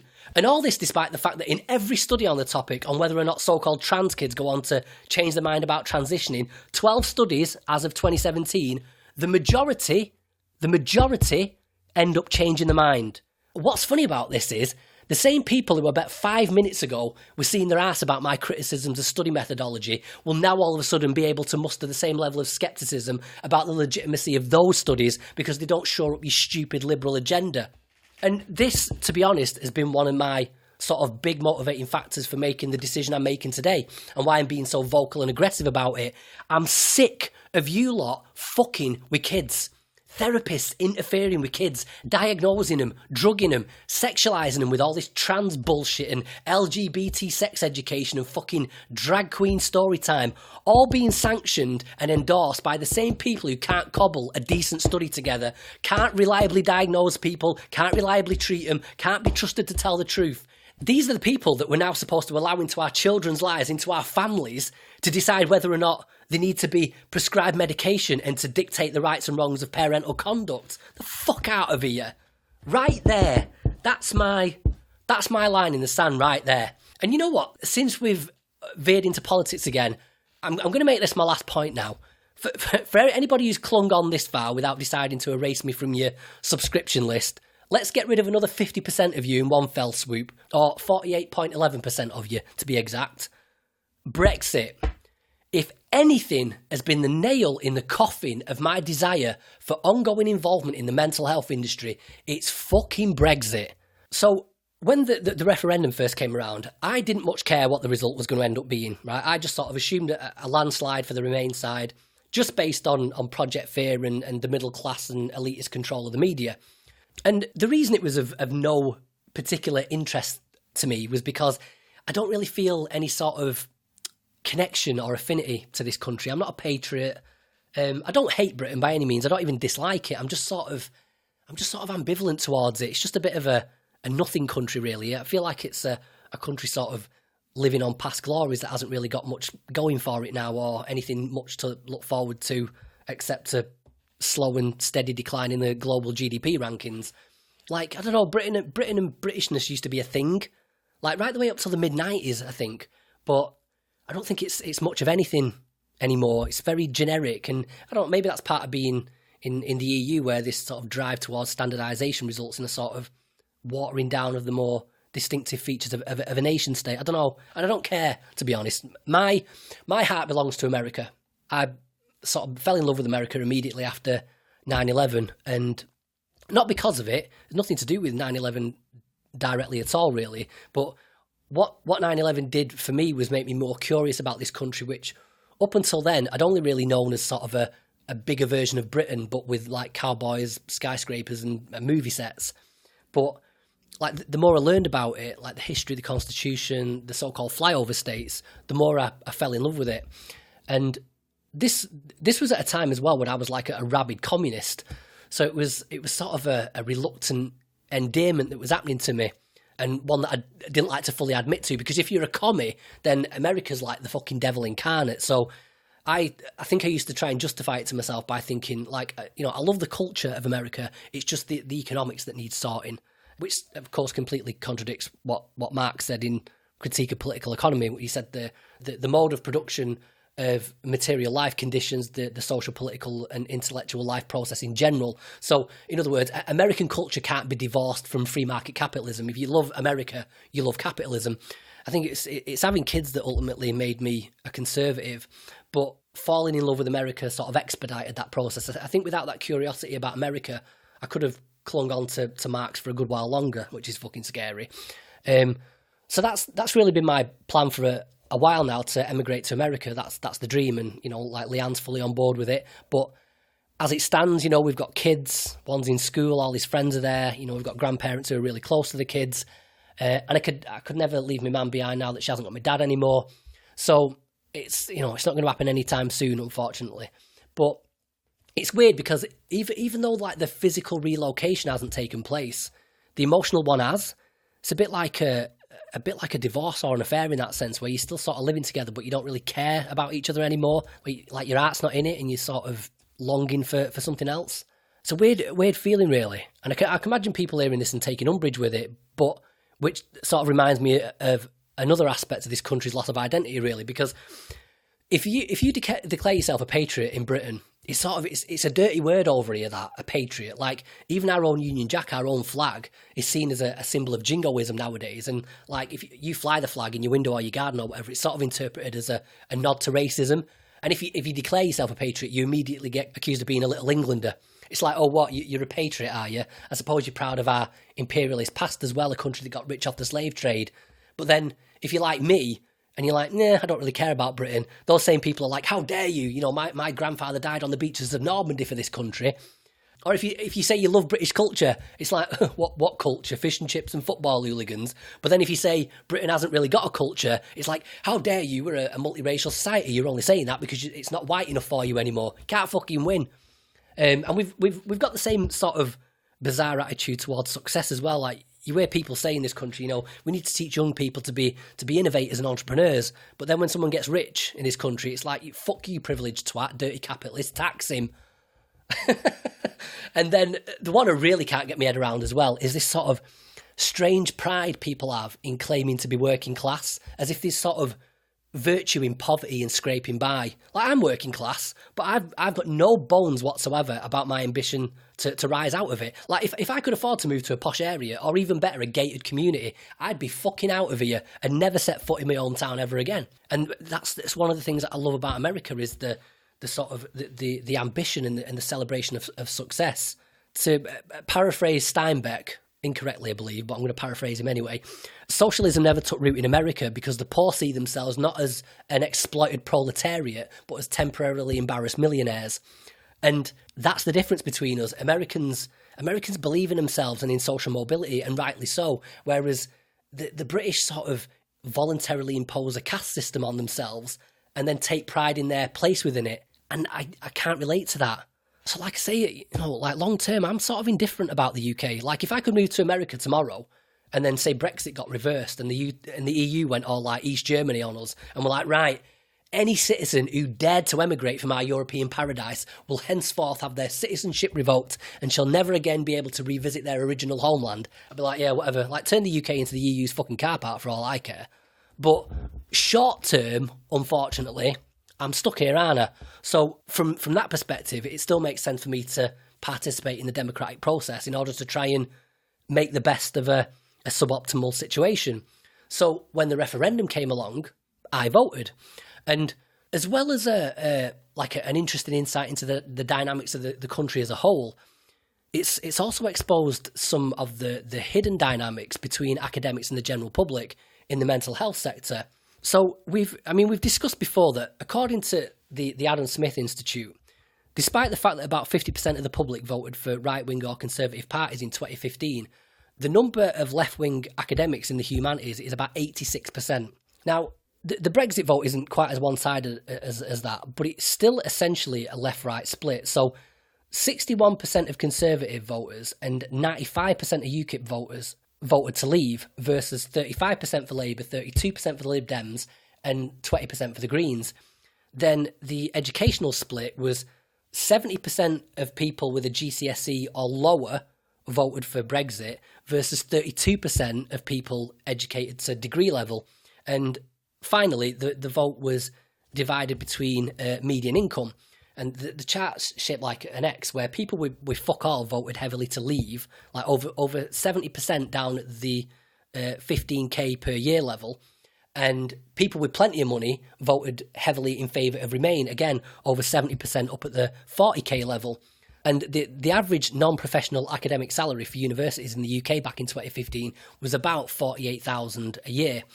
So, in generally, low income, less well-educated, right-leaning people voted to leave versus high-earning, university-educated, left-leaning people, in general, voted to remain. So I started this podcast in September 2016, so 2 months after the referendum. Over the years, I've followed hundreds of academics on Twitter. Anyone I've interviewed for the podcast or that I find particularly interesting, I follow them. People I've heard about, people have been recommended to follow, people associated with my interviewees, people whose articles I've read or planned on contacting at some point in the future. I've just got them added to a Twitter list, which I check into maybe once a week. And then, of course, there's all the people I follow retweeting and interacting with that pops up in my feed as well. So maybe a couple thousand academics, psychologists, therapists, psychiatrists in total. And let me tell you, fucking hell, all these motherfuckers ever talk about, apart from mental health, is Brexit. Brexit. The support for Brexit in academic psychology is almost unanimous. Put it this way, literally, like I know what literally means. I have not seen one single shrink or academic post a single positive or even neutral thing about Brexit. Now, I'm not saying that they all back Leave without exception. I'm sure the Leave vote is an academic psychology, daren't let it be known. Remember I spoke to Yoel Limbaugh last year? His research found that 47% of academics openly admitted that they would discriminate against hiring a conservative. So Brexiteers in psychology departments have to keep their fucking mouths shut. But all the Remain supporters, boy are they vocal. If any single group of people inspired the Ramonas and Remainiacs moniker, it's these fuckers, right? I went to an event in London a couple of months back, a psychology event, big event, a couple of hundred people there. And the event was about the ethics of using force in mental health treatment settings, right? Nothing to do with Europe or the economy or any of that bollocks, right? But the stupid twat Lib Dem politician who was there on the panel, and I mean, that choice of party representative being invited to the panel speaks volumes itself. I'll tell you who it was, Norman Lamb, right? Norman Lamb worked as a solicitor in employment law, somehow manages to become Minister of State for Care and Support, and then the Liberal Democrat spokesperson for health, right? I love this arbitrary allocation of responsibilities that the government does. Like, couldn't get a job in a fucking village pharmacy if he walked in off the street, but get voted into government and, yeah, I'll just run the entire NHS. Fucking ridiculous. And people wonder why things are going tits up when we hire a solicitor to run the health service. You know, while we're at it, why don't we hire that fisherman to go run Microsoft, and that chimney sweep over there, let him go do a bit of brain surgery? Fucking brilliant. And people wonder why I think the government can't do anything right and why everything should be privatised. Because thanks to the profit incentive, the private sector has to hire people who actually know what they're doing. What a crazy concept. Anyway, so this dopey cunt, right? I wouldn't mind, but he didn't contribute anything of any worth. Clearly didn't know what he was talking about, just reeling off cheap platitudes. But he still managed to crowbar snarky comments about Brexit into a discussion about forcibly injecting drugs into patients on psychiatric wards. Oh, but the reactions to his little quips were, again, unanimous. Everybody laughing and clapping. I'm just sat there like Daniel in the Lion's Den. Like, if only you fuckers knew, I'd be booted out of here like shit off a shovel. And you know why? Because I voted leave. Now, remember I said before I'm probably going to wind up getting fired from some of my little side gigs because of this episode. Let me tell you, genuinely, right? If my rants about the state of psychological research didn't affect my prospects, that admission will.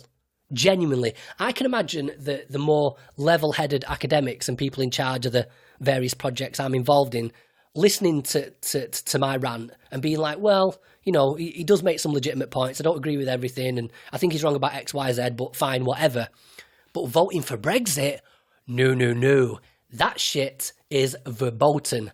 Sacrilege. Wrongthink, right? Conservative plus Brexit voter equals scum of the fucking earth to these people, right?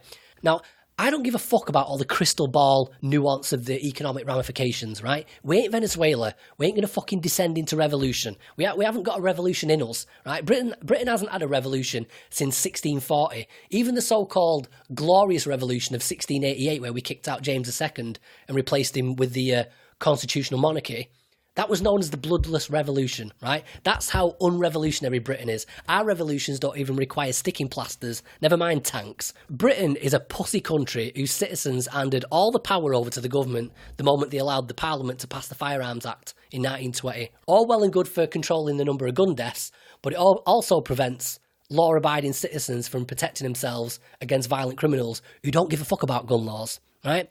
Let me tell you, shit's got so bad over here, right? Criminals are so brazen over here now that we've got moped gangs robbing people in broad daylight, gangs of kids kicking people's doors down with them still in the house, beating the shit out of them and then robbing their house. There's a video actually the other week, right? 3 guys just walk into this couple's house. It's like 9 o'clock in the evening, right? They've not even gone to bed. The lights are on. I think the owner was downstairs on his computer. They just open his door, walk into his house armed with fucking screwdrivers and try to rob him. Asif Ali, the guy was called, from Bolton. Go look it up. It's fucking mental, the brazenness of criminals now. And the reason they can do that, the reason they're so arrogant about it, to just walk into people's houses in broad daylight, is they know the vast majority of British citizens don't have the means to protect themselves.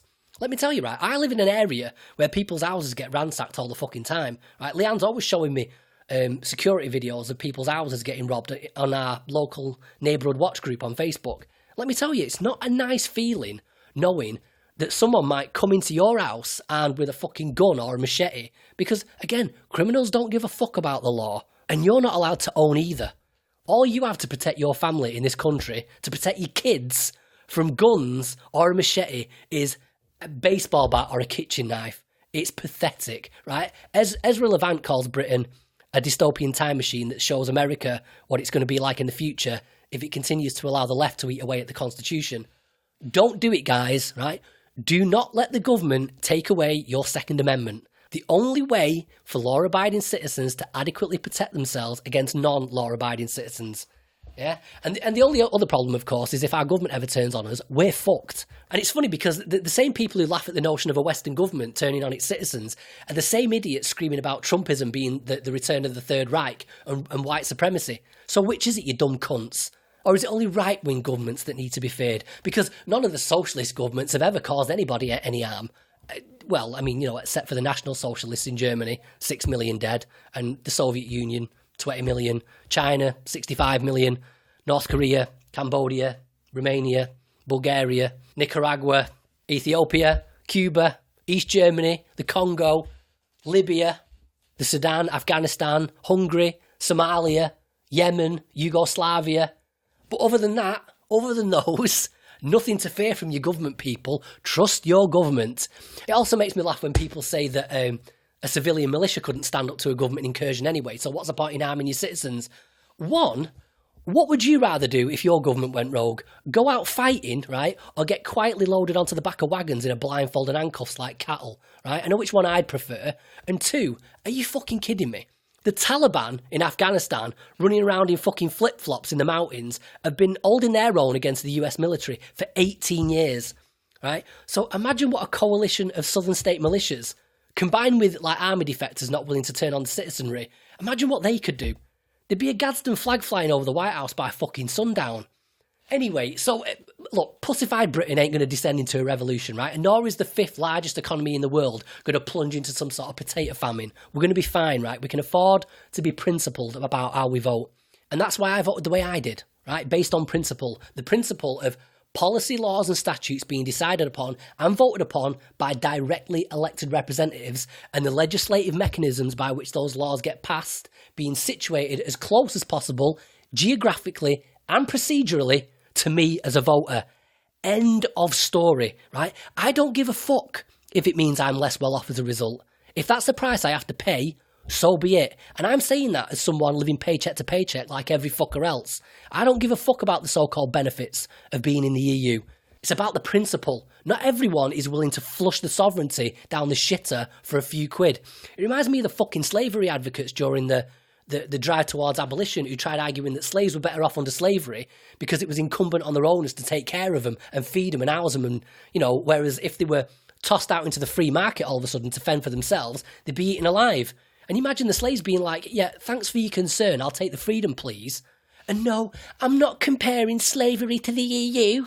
It's the principle, right? Principle. We've just spent the past couple of hours going over the quality of your research, so we know you struggle with that concept, right? But principles can be divorced from the severity of the surrounding context, right? That's what a principle is.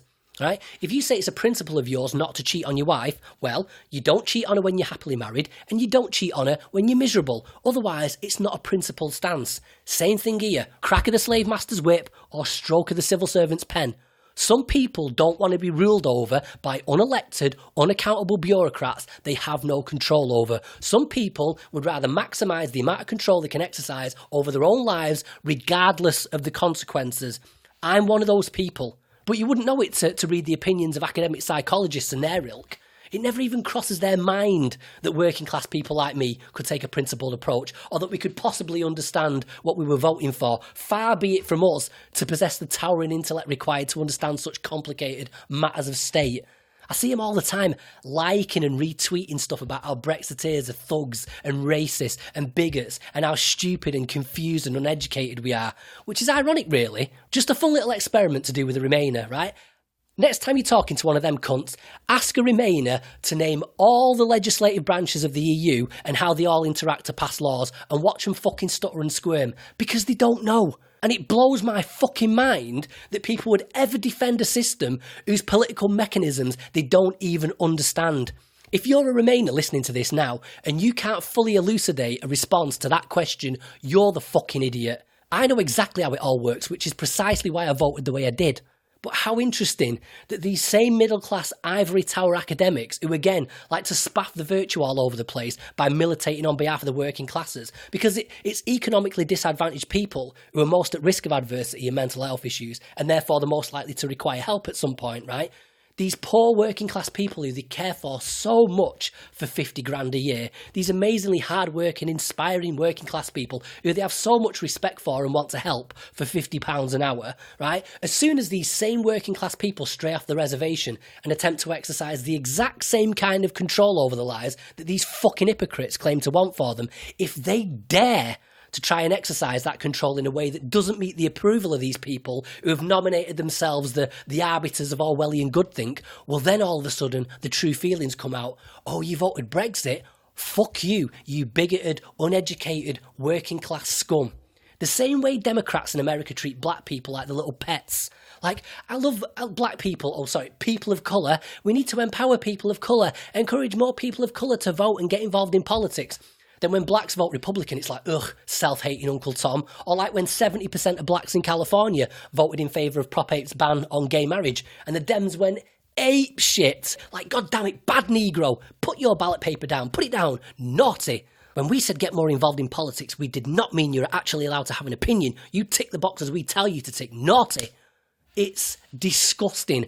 What an unfortunate marriage of political acrimony, where an educated class of privileged, powerful people are the same people charged with the care and well-being of a group of people who they fundamentally despise. Now, I'm not saying all the eggheads have disdain for all the proles, right? But most of the people on one side have disdain for most of the people on the other. This is asking the fox to look after the chickens. And then we wonder why, to quote James Hillman, why we've had 100 years of psychotherapy and the world is getting worse. Take everything we've talked about today, a bunch of flaws, a dash of lies, a pinch of grifting, a dollop of snake oil, and if that doesn't already taste bad enough, now sprinkle in a fistful of contempt for good measure. If anything is going to corrupt the science of emotional alchemy, it's contempt on the part of the alchemist. And that's what I've seen too much of recently, especially as the Brexit deadline gets closer and closer and the political acidity has begun to ramp up. And I'm just bored of it. I'm bored of the nonsense. I'm bored of the left-wing politics. I'm bored of the lack of progress. I'm bored of being a fucking grifter. I'm bored of trying to pander to the market forces of an industry whose entire value system I seem to be personally at odds with. I'm bored of being around grifters. I'm bored of being around people who only put up with me because every time Trump or Brexit or Boris Johnson comes up in conversation, I've kept my mouth shut like a grifting little shit, playing my cards close to my chest because God forbid my opinions affect future opportunities. But future opportunities to be what? A mental health advocate? Because that's essentially what my role has been, sharing my personal experience. Getting involved in mental health awareness campaigns and anti-stigma campaigns. I've been part of the machine, a machine where academics are pumping out shitty research, therapists are using that shitty research to justify selling the time to desperate people for 50, 70, 90 pound an hour, and all the mental health advocates and activists like me are the stupid dumb fucks helping to feed this vampire a steady stream of victims to leech off. So that's what I'm quitting. My focus for the past 3 years has been primarily on the mental health industry and only tangentially focused on things like politics, sociology and philosophy. But since I no longer have any faith in the mental health industry being the answer to people's personal problems, it doesn't make any sense for me to continue focusing on it so much.